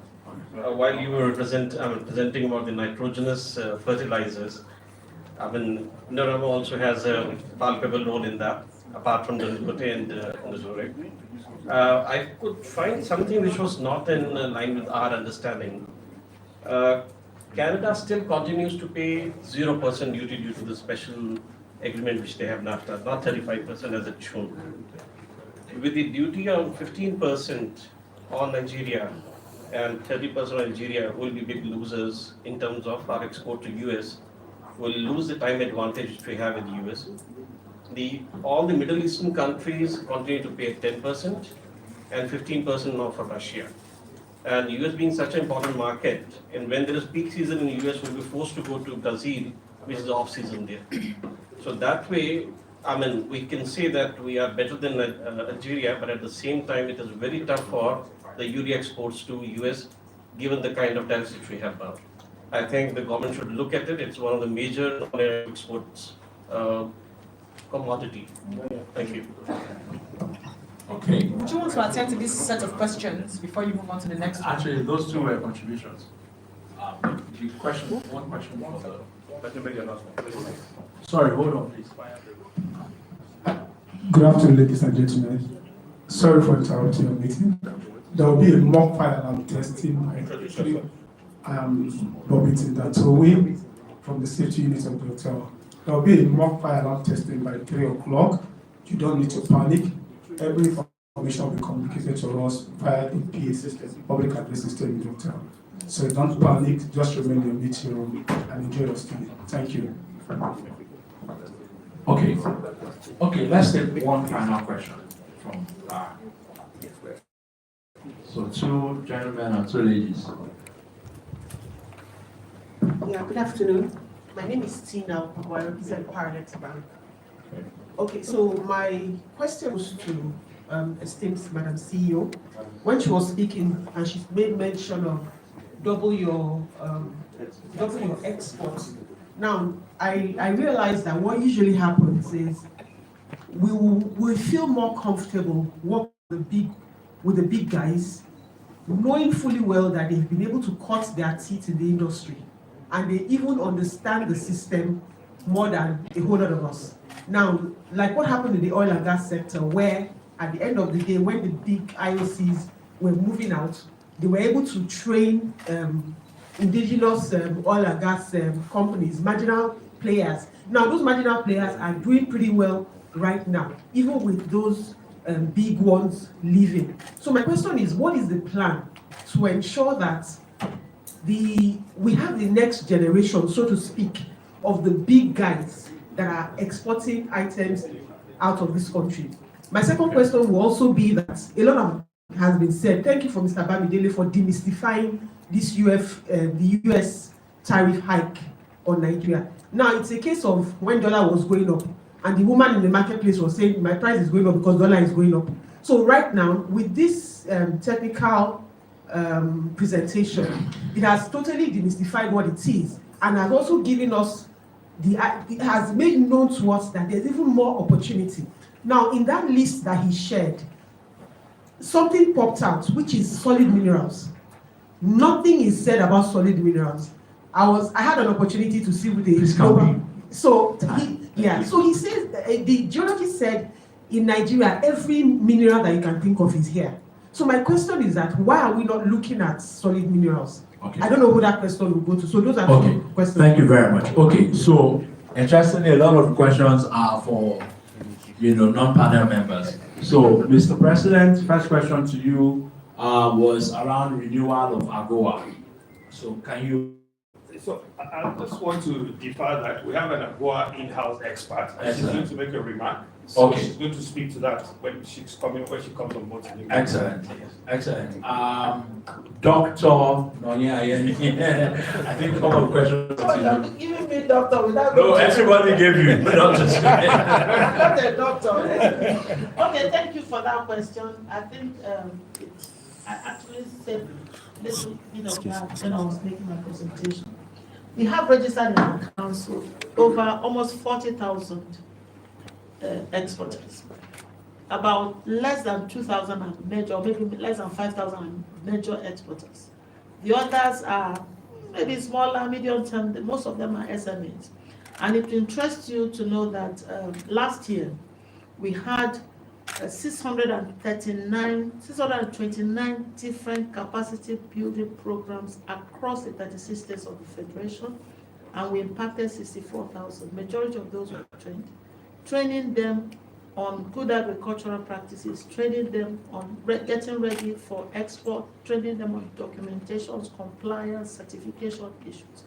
But beyond that, we have what we call the Export Mentorship Program. And I would like to use this opportunity to also thank some of the exporters, the large exporters that we have here. What we do, we get the SMEs that are not really so big with export. We connect them to these large exporters, and they have hands-on experience. They actually go to work in their offices for 3 months. They teach them the rudiments of banking, and some of them that we did last year, they've already started exporting. This year, we've done 80. They are still in the process. So these are some of the things we're doing to ensure that exporters, the SMEs, the youth, we have programs on women and youth. Just 2 days ago, just last week, Her Excellency, Dr. Ngozi Ukonjo-Iweala, came to launch what we call the WIDE, Women Exporters in Digital Economy. Nigerian Export Promotion Council was the only institution in Africa that won that bid. It was a competitive bid, and we won it for our women. We are one out of. There were so many interviews and presentations. Myself and our management in the directors, we made presentations, and we won it. Only one in Africa, and 1 out of the 4 in the whole world. And they came to launch it last week. You would have seen it on the television. And they are giving grants to 146 women. Some as much as $30,000, some will get as much as $5,000. But the good thing is not just about the grant. They're going to train them for 18 months, some 12 months, training them how to expand their business, how to scale up, and how to onboard their businesses and their products on e-commerce. So there are quite a number of things that we're doing, and we are seeing a lot of exports coming on, and they're exporting to different countries. We have Madame Leloup. We got her, Madame Leloup. She's here. Yes. She's exporting to how many countries? She's number one in what do you call it now? Customs. AEO. So we have our women, we have our SMEs doing brilliant things, excellent things. When we had a showcase, we had in Agaziba about 300 exporters, and they're doing brilliant things. All they need is for us to continue to support them, but most importantly, they need the support of banks. When I had Paralympics, I raised my head. So they need support. They need to be supported financially. They need cheap source of funding. And if you look at what happens in Kenya, Absa Bank actually handholds some of this. When you go for exhibitions, you see them. So I would like to use this opportunity to call on Nigerian banks. I was a banker too. If I know what I know then, I will be funding all the exporters. Unfortunately, I've come out of banking before I realized the opportunities. So I'll call on you and everyone in the financial institution. We need to support both the large corporates and the smaller names. We can do great things. A country that has over 1,000 agricultural products and 44 minerals, just lying all over the whole place. And they're willing, they're determined to do it. All they need is a funding to support them to scale up. Thank you. Thank you very much. Doctor of Export Promotion. Okay, the final set of questions will be taken by Dr. Tochukwu. That's a question from the gentleman from Indorama. And then Dr. Everybody has a PhD. Yeah, Dr. Eredua will give the closing thoughts on behalf of this. All right, so you're from Indorama, right? So yes, we have engaged them severally, not just like I mentioned with the organized private sector, but individual organizations. I must say that Indorama is one of those that have given us input at every time when we've requested for them. And the conversation continues. And I tie this response to the question you asked the first time as to why Nigeria did not negotiate. Then the question that should be asked is, was the US actually ready to negotiate?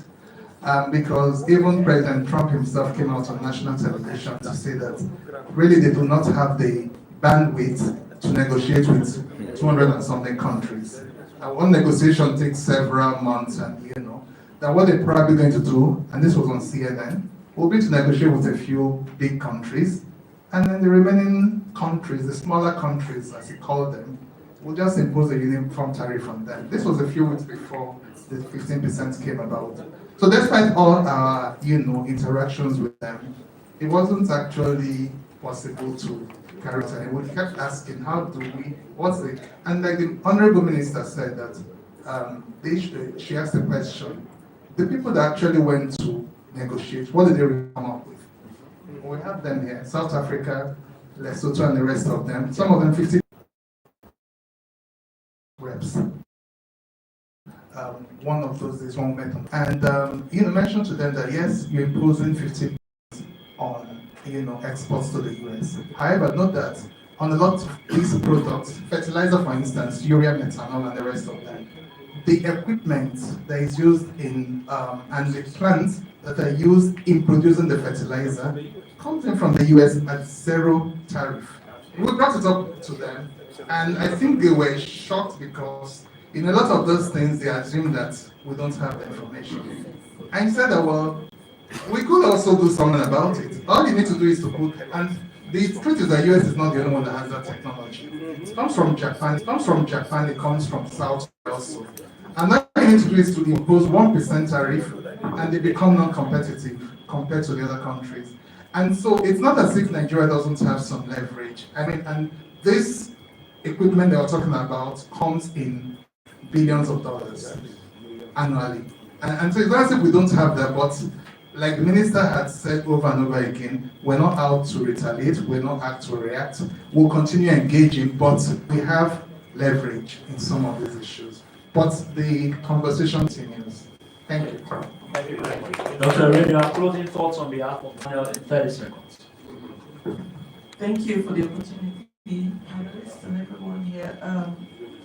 It's really brief, and I would like to say, in line with the theme that unlocking exports potential for Nigerian businesses it's not just about reducing US tariffs or any tariffs, but an increased focus on improving infrastructure to facilitate trade, providing funding for exporters, providing all forms of export incentives, including training, and ensuring that products meet international standards, particularly leveraging AFCFTA, not just by adding value to our existing exports, but by focusing on Ladies and gentlemen, your attention, please. We have completed the fire alarm testing. We apologize for any inconvenience it may have caused. Please enjoy the rest of your day. Thank you. And also, in line with the AFCFTA, focus on ladies and gentlemen, your attention, please. We have completed. Thank you very much. A round of applause for our panelists. Thank you. Thank you. Our panelists, will you please stay back on stage while we invite the President of the Nigerian-American Chamber of Commerce and the CEO of NEPC to join your panel. Thank you. Would also like to invite the Deputy President to be a part of this picture. Thank you, sirs. Thank you, madam.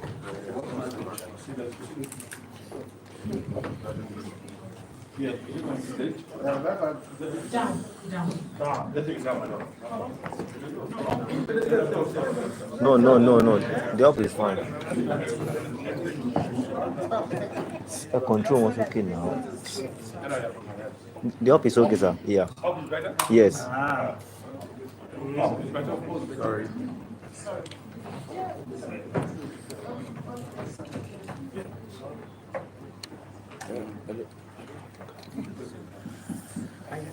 The projector is showing on his face. The projector.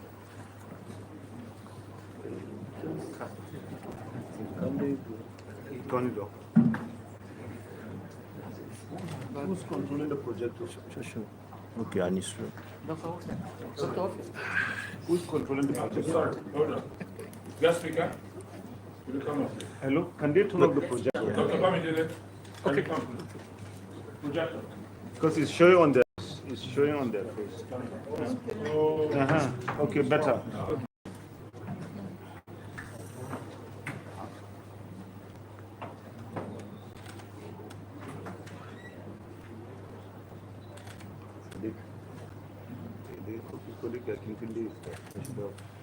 Thank you very much. Could the President please stay back? The CEO of NEPC and Mr. Deputy President would like to have members of the board join in the pictures, please. Board members of NECC.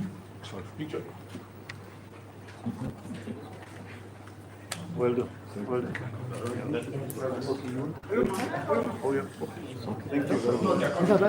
Members of the board of NECC.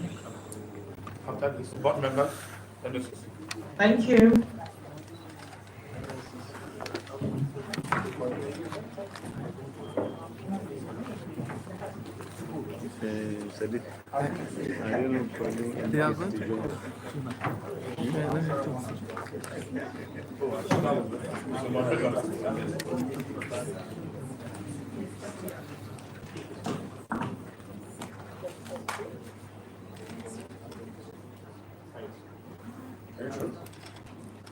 Nigerian Export Promotion Council, all directors. Mr. President, NEPC. Representatives of NEPC, please. Thank you. Okay.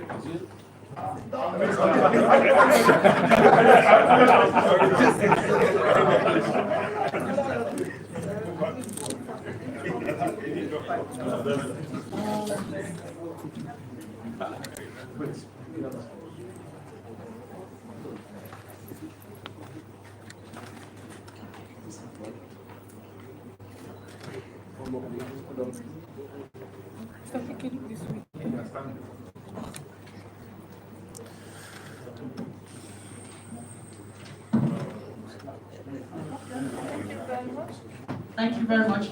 Madam CEO, could you please, an award of appreciation. Mr. President, you're making the presentation, please. Thank you. Okay. Immediately after the awards presentation, if you look through your program on page 3, we're gradually coming to a close. We'll take the wrap up at the next steps. Vote of thanks to follow immediately and then lunch will be served. Please let's have the awards. Thank you very much.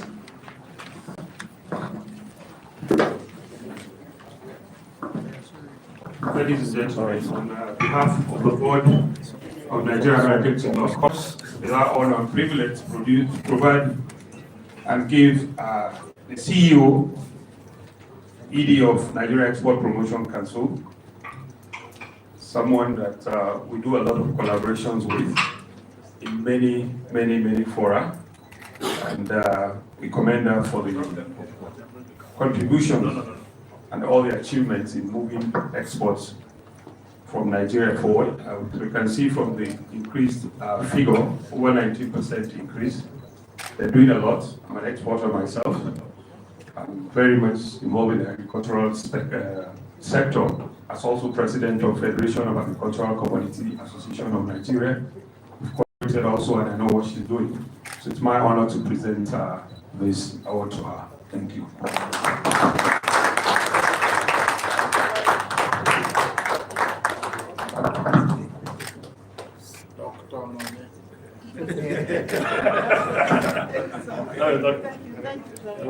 And it's not only me, my directors, can you please stand up, directors? Please, for all of us.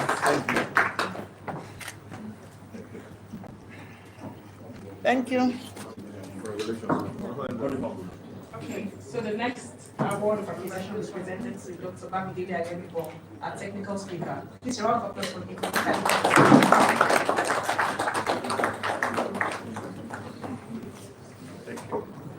On behalf of the board and members of the Nigerian-American Chamber of Commerce, it's my honor to present to our technical presenter, who I'm promoting here now to Professor Bamidele Agemibo. Yes, he's Professor. And I'm sure you all agree with me, from the dexterity he exhibited in his presentation. He spoke with a passion, he spoke from his heart. Very brief, technical, with statistics, and incisive, and also gave us the solution. So on behalf of the Nigerian-American Chamber of Commerce, Professor Bamidele Agemibo, please, this is me.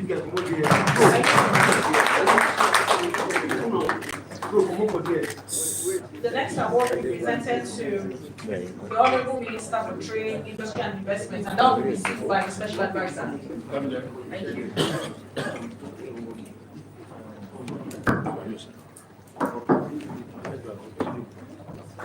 This next award is presented on behalf of the board and members of Nigeria-American Chamber of Commerce to the Honorable Minister of Industry, Trade and Investment, a very rallying force to promoting trade in Nigeria. A couple of days back when I spoke to her, and it's very unusual to see a minister come to serve on a panel.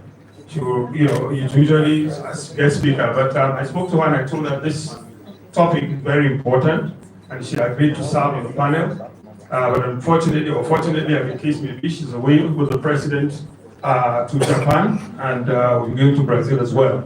So it's our honor and privilege to provide and give her this award, which is going to be received by her special advisor on economic intelligence, who has also distinguished himself very well by his incisive analysis of the trade situation, and has also told us that we are not reacting to the tariff situation, but explaining in a nice way and also putting it forward to them that this is what we need to do. And I must also add here that we have more compelling reason now to ask for negotiation or to write them and tell them, because basically the formula which they use to calculate the tariff is now in their favor, because we had a deficit. They had a deficit with us before, and using that formula they arrived at 14%.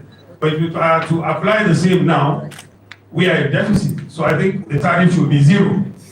And yes, so we have a compelling case to make, and I think that's one of the things that we're going to be putting forward as a chamber. Thank you very much. Thank you. The next award will be presented to Mr. Akintunde Folorunsho, the Director at NEPC. Mr. Akintunde Folorunsho, please round of applause for him as he comes up for his award. Thank you very much. Mr. Akintunde Folorunsho, on behalf of the board and members of Nigerian Chamber of Commerce, I'd like to present this to you. You've sat distinguishedly on this panel. You've spoken so well, analyzed the provision, and also talked about diversifying our markets. And we know and appreciate what you're also doing, giving support to your chief executive at the NEPC, and we're involved in a lot of the programs that you are doing. Thank you. Thank you. The next award will be presented to Dr. Adesua Eric Yowa. Dr. Adesua Eric Yowa. Thank you. Please, a round of applause. Yes. Oh, okay. Thank you. Dr. Adesua, maybe now Associate Director, Associate Professor. Yes, she served well on the panel.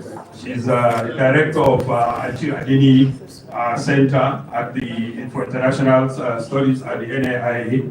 That's a center that is involved in churning out policies for foreign policies in Nigeria. We all know the NIIA, they've distinguished themselves and they're doing a lot.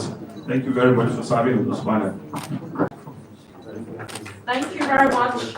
Thank you very much. Please, round of applause for all our panelists, moderator. That's all. Thank you very much, sir. Thank you. The CEO and Mr. President, please round of applause for everyone. We're moving very quickly to conclude the program right now. It's my pleasure to invite one of our board directors, the chairman of the programs committee, Dr. Ike Nanos himself, for his wrap-up statement. We'll also get a wrap-up statement from a representative from NEPC, and then we'll move on to the next steps. Thank you. Thank you, MC.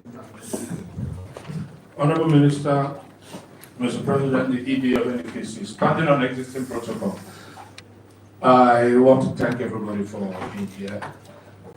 Fantastic speech by Mr. President. Fantastic special address by the ED. Fantastic comments by the Honorable Minister Representative. Dr. Bamidele, thank you for that masterclass. That masterclass of a technical presentation. The moderator did excellently. Our panelists, super.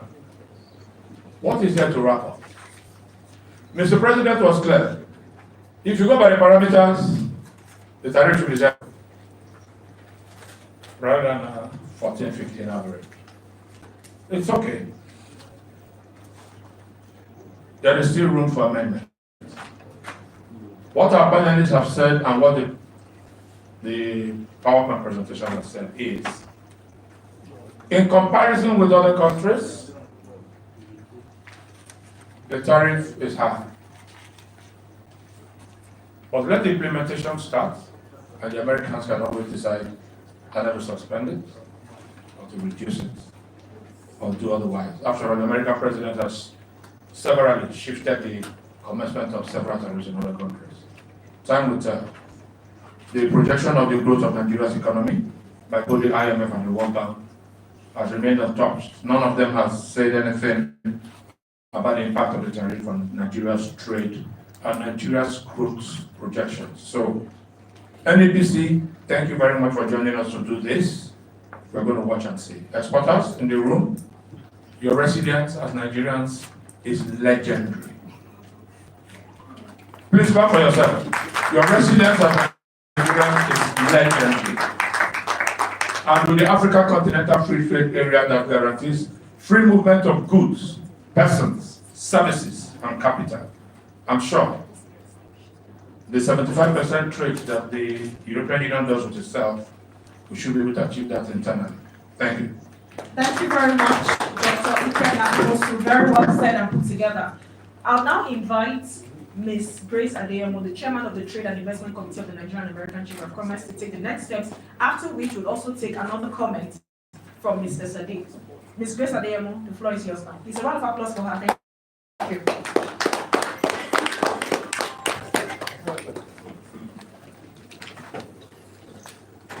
Good afternoon, ladies and gentlemen.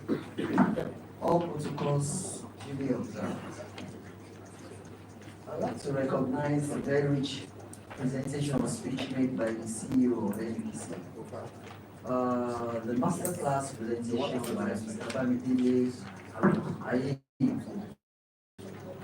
and some other contributions from the federal executive level. We are here because we are trading with America.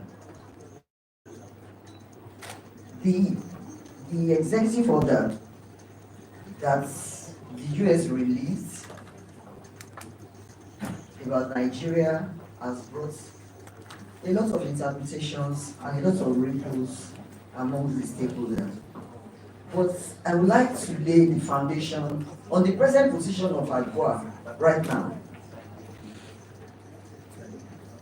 The proclamation of US President is on reciprocal trade. What is the status of AGOA? AGOA is going to come to an end September ending 2025. Basically, under AGOA there are about 6,800 products. And AGOA basically focused on non-oil exports. So the issue of petroleum and all those things, crude oil, does not even fall in. It's to encourage non-oil exports from Nigeria to US. AGOA, African Growth and Opportunity Act, is a unilateral trade agreement. What does that mean? A unilateral trade agreement carved from a unilateral treaty.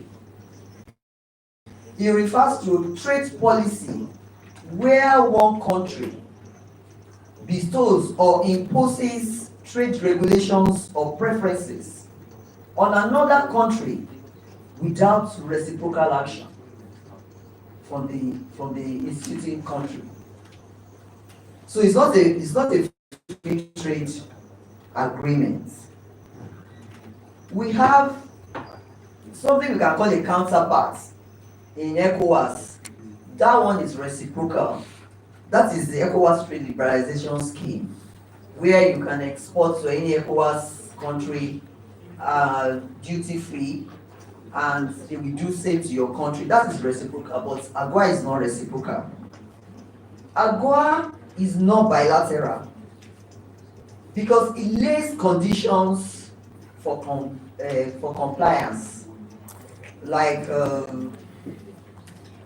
it shouldn't be a military government, democracy, independent judiciary, and the rest. Those are some of the conditions that are backing AGOA. So for a country to remain within that scheme, it must be compliance. AGOA falls within the ambit of US Congress. And the US Congress, they will think about these trade agreements and advise the president. And it was under that it was signed into law. So presently, it is still within the US Congress. President Trump has not made a declaration on AGOA. AGOA has not ended. September ended. That is intentional on his part. When he was making this declaration, he did not say anything about AGOA because the US Congress will have to present a position to him and they will have to support it. So we are waiting because it is an act. Don't forget that sub-Saharan African nations, some of them are also into that unilateral agreement. So a proclamation has not been said. It has to be specific about it. And it is intentional that he did not say it. So the world is waiting. And the continent is waiting. And I think it is based on AGOA that China has now created the largest free trade agreement with the continent to beat AGOA, knowing that AGOA is coming to an end, and preempting what the US president will say, whether they are going to end it. It was brought up when Biden was there, and there have been a lot of lobby from the civil society organization network that it should be extended so that we can take more benefits of AGOA. Now, the executive order released, I don't think we should be shocked or you should startle us. We should be surprised. Is it because we are Nigerians? When the president started with Mexico and Canada, it sends ripples to the world. And China was also included. Then he faced EU, and they came together. They said no. When he released that executive order on Mexico and Canada, what happened behind the scene is that he has set up an atmosphere for trade negotiation. So, you know, when I had that thing, I said Nigeria has to start negotiating behind closed doors so that we can have a fair deal.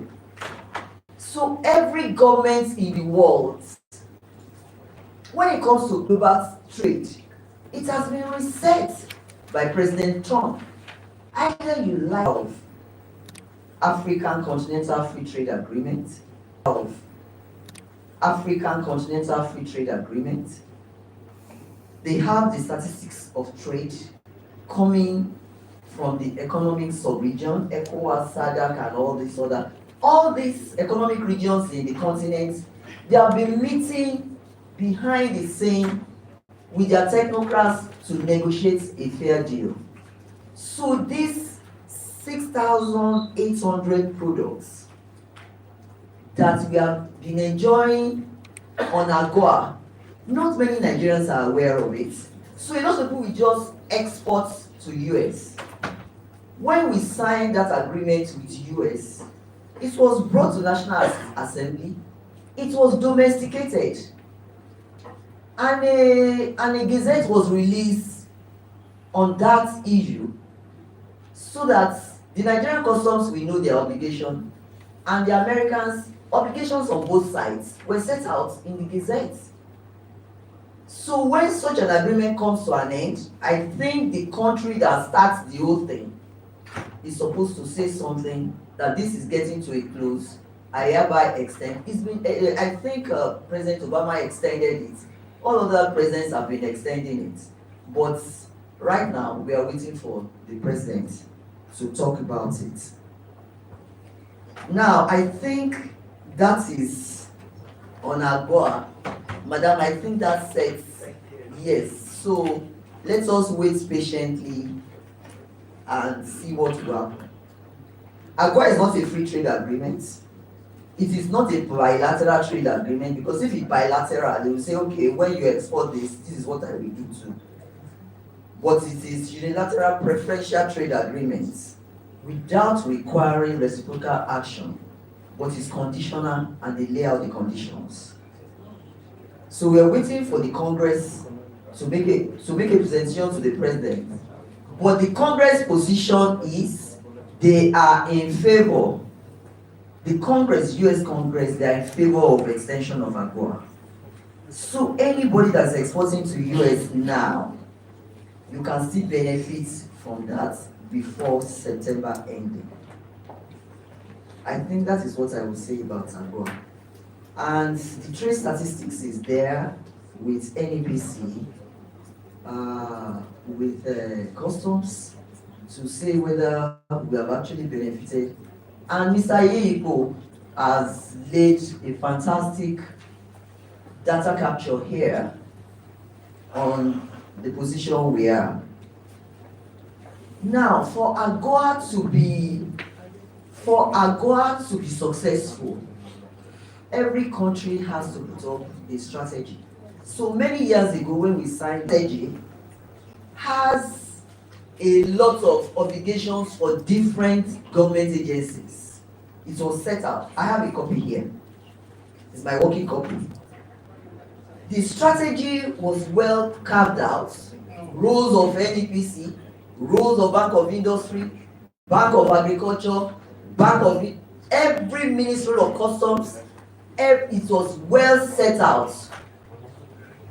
The cushion of that implementation strategy is a national agro implementation plan, a short-term plan and a long-term plan.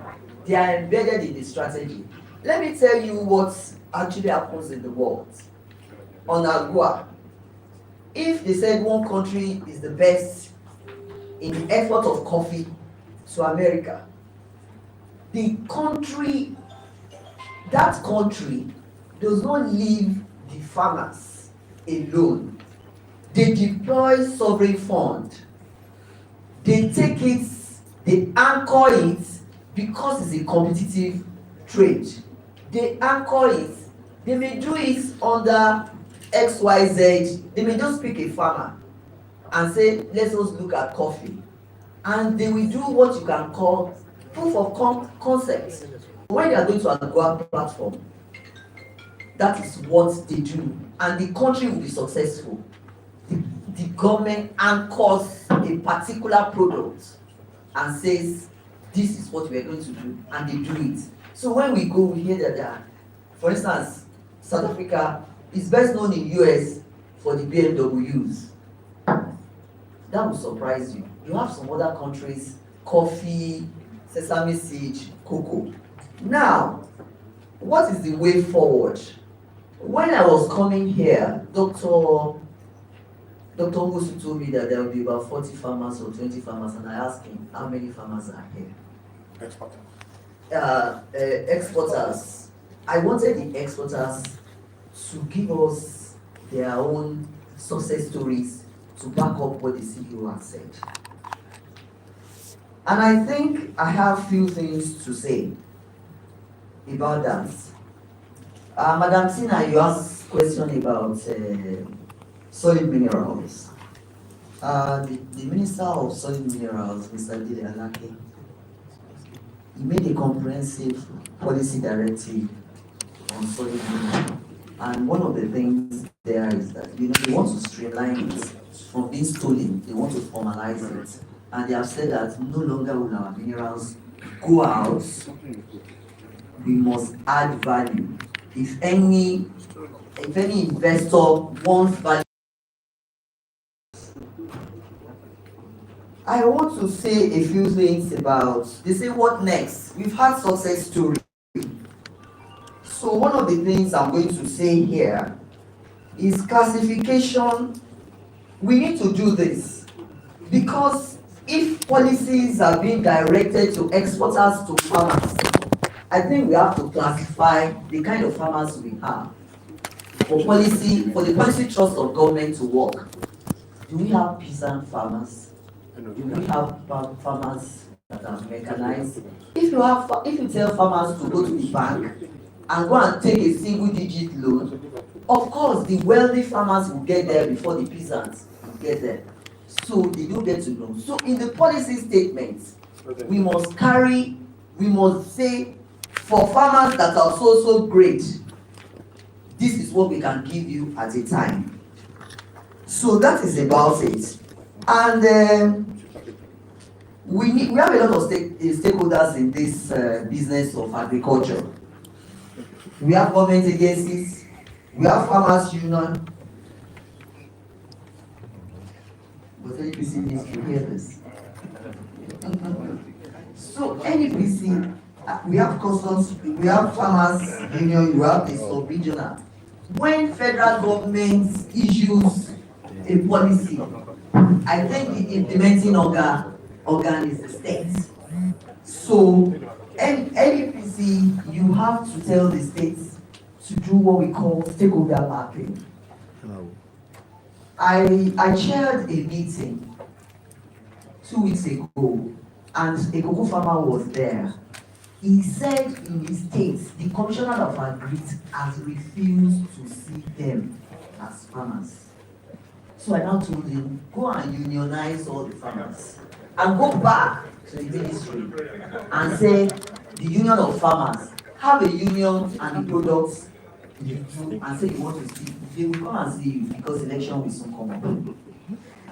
So there should be product identification, local government by local government, and they should have something like a farmers show, maybe in geopolitical state. Somebody spoke about yam.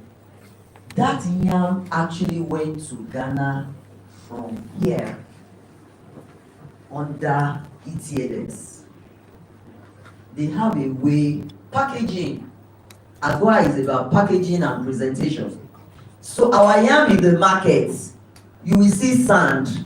Our beans, you have to get home and start picking it. We need to work on all those things. Product identification, local government by local government. And in the National Agua Implementation Strategy, federal government says they are going to allocate land to farmers.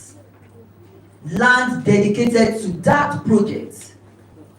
I'm yet to see the land. But if they are going to do that, this is my advice.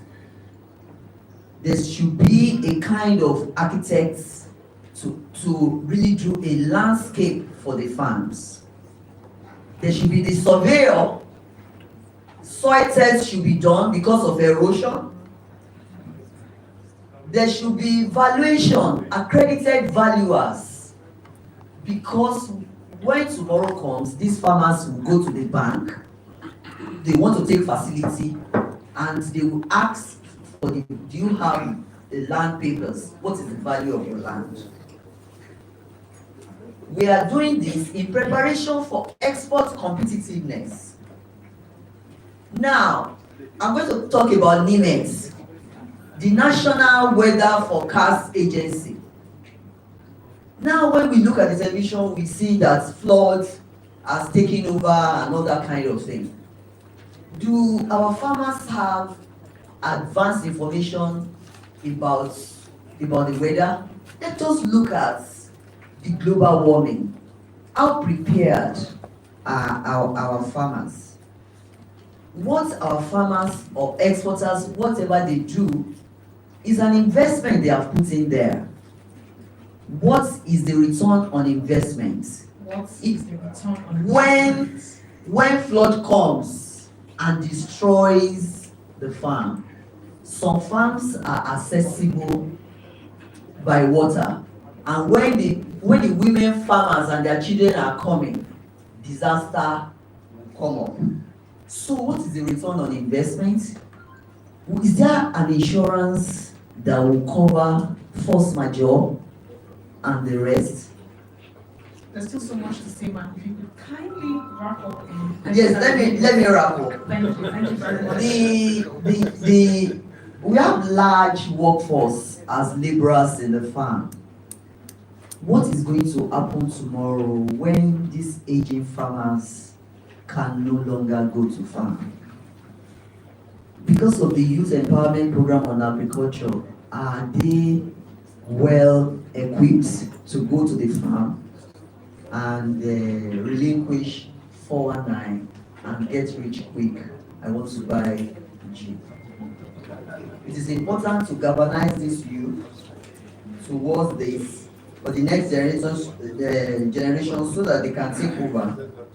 And there's a need for us to prepare our exporters for export competitiveness, especially beyond AGOA, as we look forward to AFCFTA and the regional market. Thank you very much. Thank you very much. A good spot to lead this conversation. For the vote of thanks, I'd like to invite the Deputy National President of the Nigerian-American Chamber of Commerce, Mr. Ehi Brima. Please, a round of applause for Mr. Ehi Brima to take the vote of thanks. The Deputy President. Thank you, sir.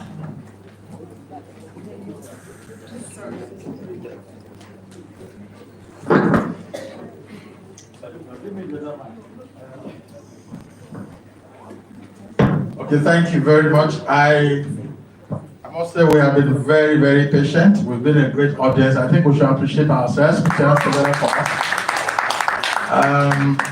This is a master class, no doubt, for those in the export business. And you have the authorities here. Our executive secretary, CEO, NAPC, and directors, they are here. All our panelists, they've done a great job here today. And I think we should also put our hands together for all of them. We have the media as well. They've been very supportive. Those who have been streaming this event live. Arise is here. We have NT as well, and all our other media partners.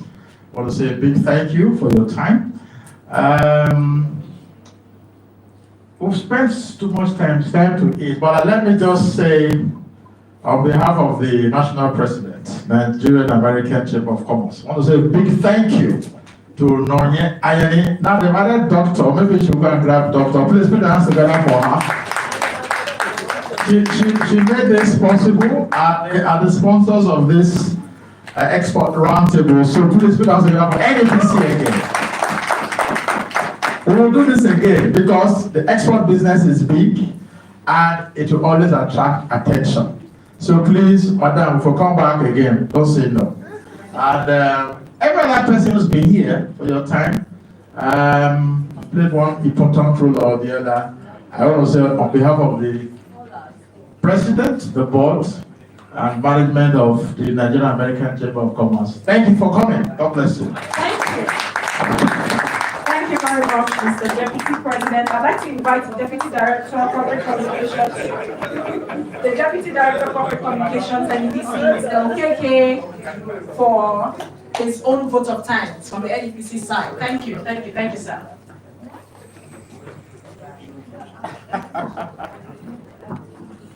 A very important announcement coming up, please, and then lunch will be served. Please go on, sir. Thank you, MC. I think where I'm standing, the Deputy President of Nigerian-American Chamber of Commerce has done the vote of thanks. So we just align myself, as the lawyers will say. But be that as it may, I want to start by saying that this has been a very worthy gathering for us. Non-oil export is very key to changing the narratives of what the country stands for. And anywhere I go, I always ask this question: how many of us would like our oil and gas to finish in the next 5 years? Anybody? So that is where the problem lies. We have to put on our thinking caps to drive this diversification agenda of Mr. President and turn around our economy using the platform of non-oil export. Having said that, on behalf of the Nigeria Export Promotion Council and the Nigerian-American Chamber of Commerce, we sincerely want to thank you for coming. But I will not just say that.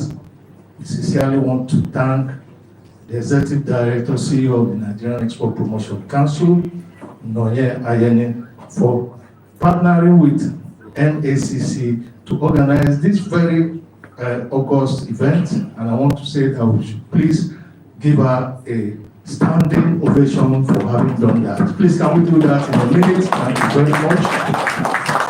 Please, can we put our hands together? You know, the women are winning. I'm sure in the next 20 years we will have a female president. Don't you think so? Thank you very much. We also want to thank the President of Nigerian-American Chamber of Commerce, Alhaji Sherif Balogun, for also supporting this event, and to all the panelists, and of course the representative of the Minister, Dr. Okechukwu Tochukwu. I say thank you everybody for coming, and may God guide us to our various destinations safely. Thank you. Thank you very much, sir. So the very important announcement is that the Nigerian-American Chamber of Commerce is embarking on a trade mission to the United States. This mission would be to the state of Florida, specifically to Miami.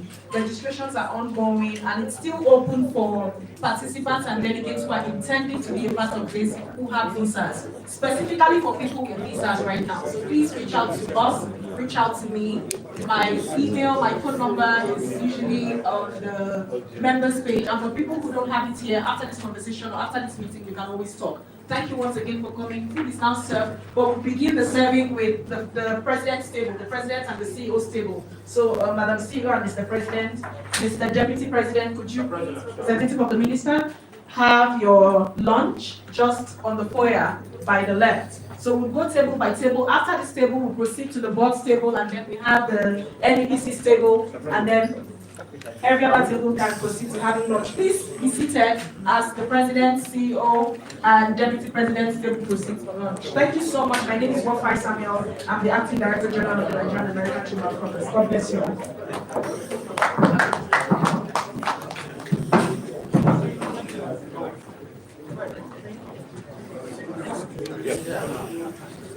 George, you're outside. Hey.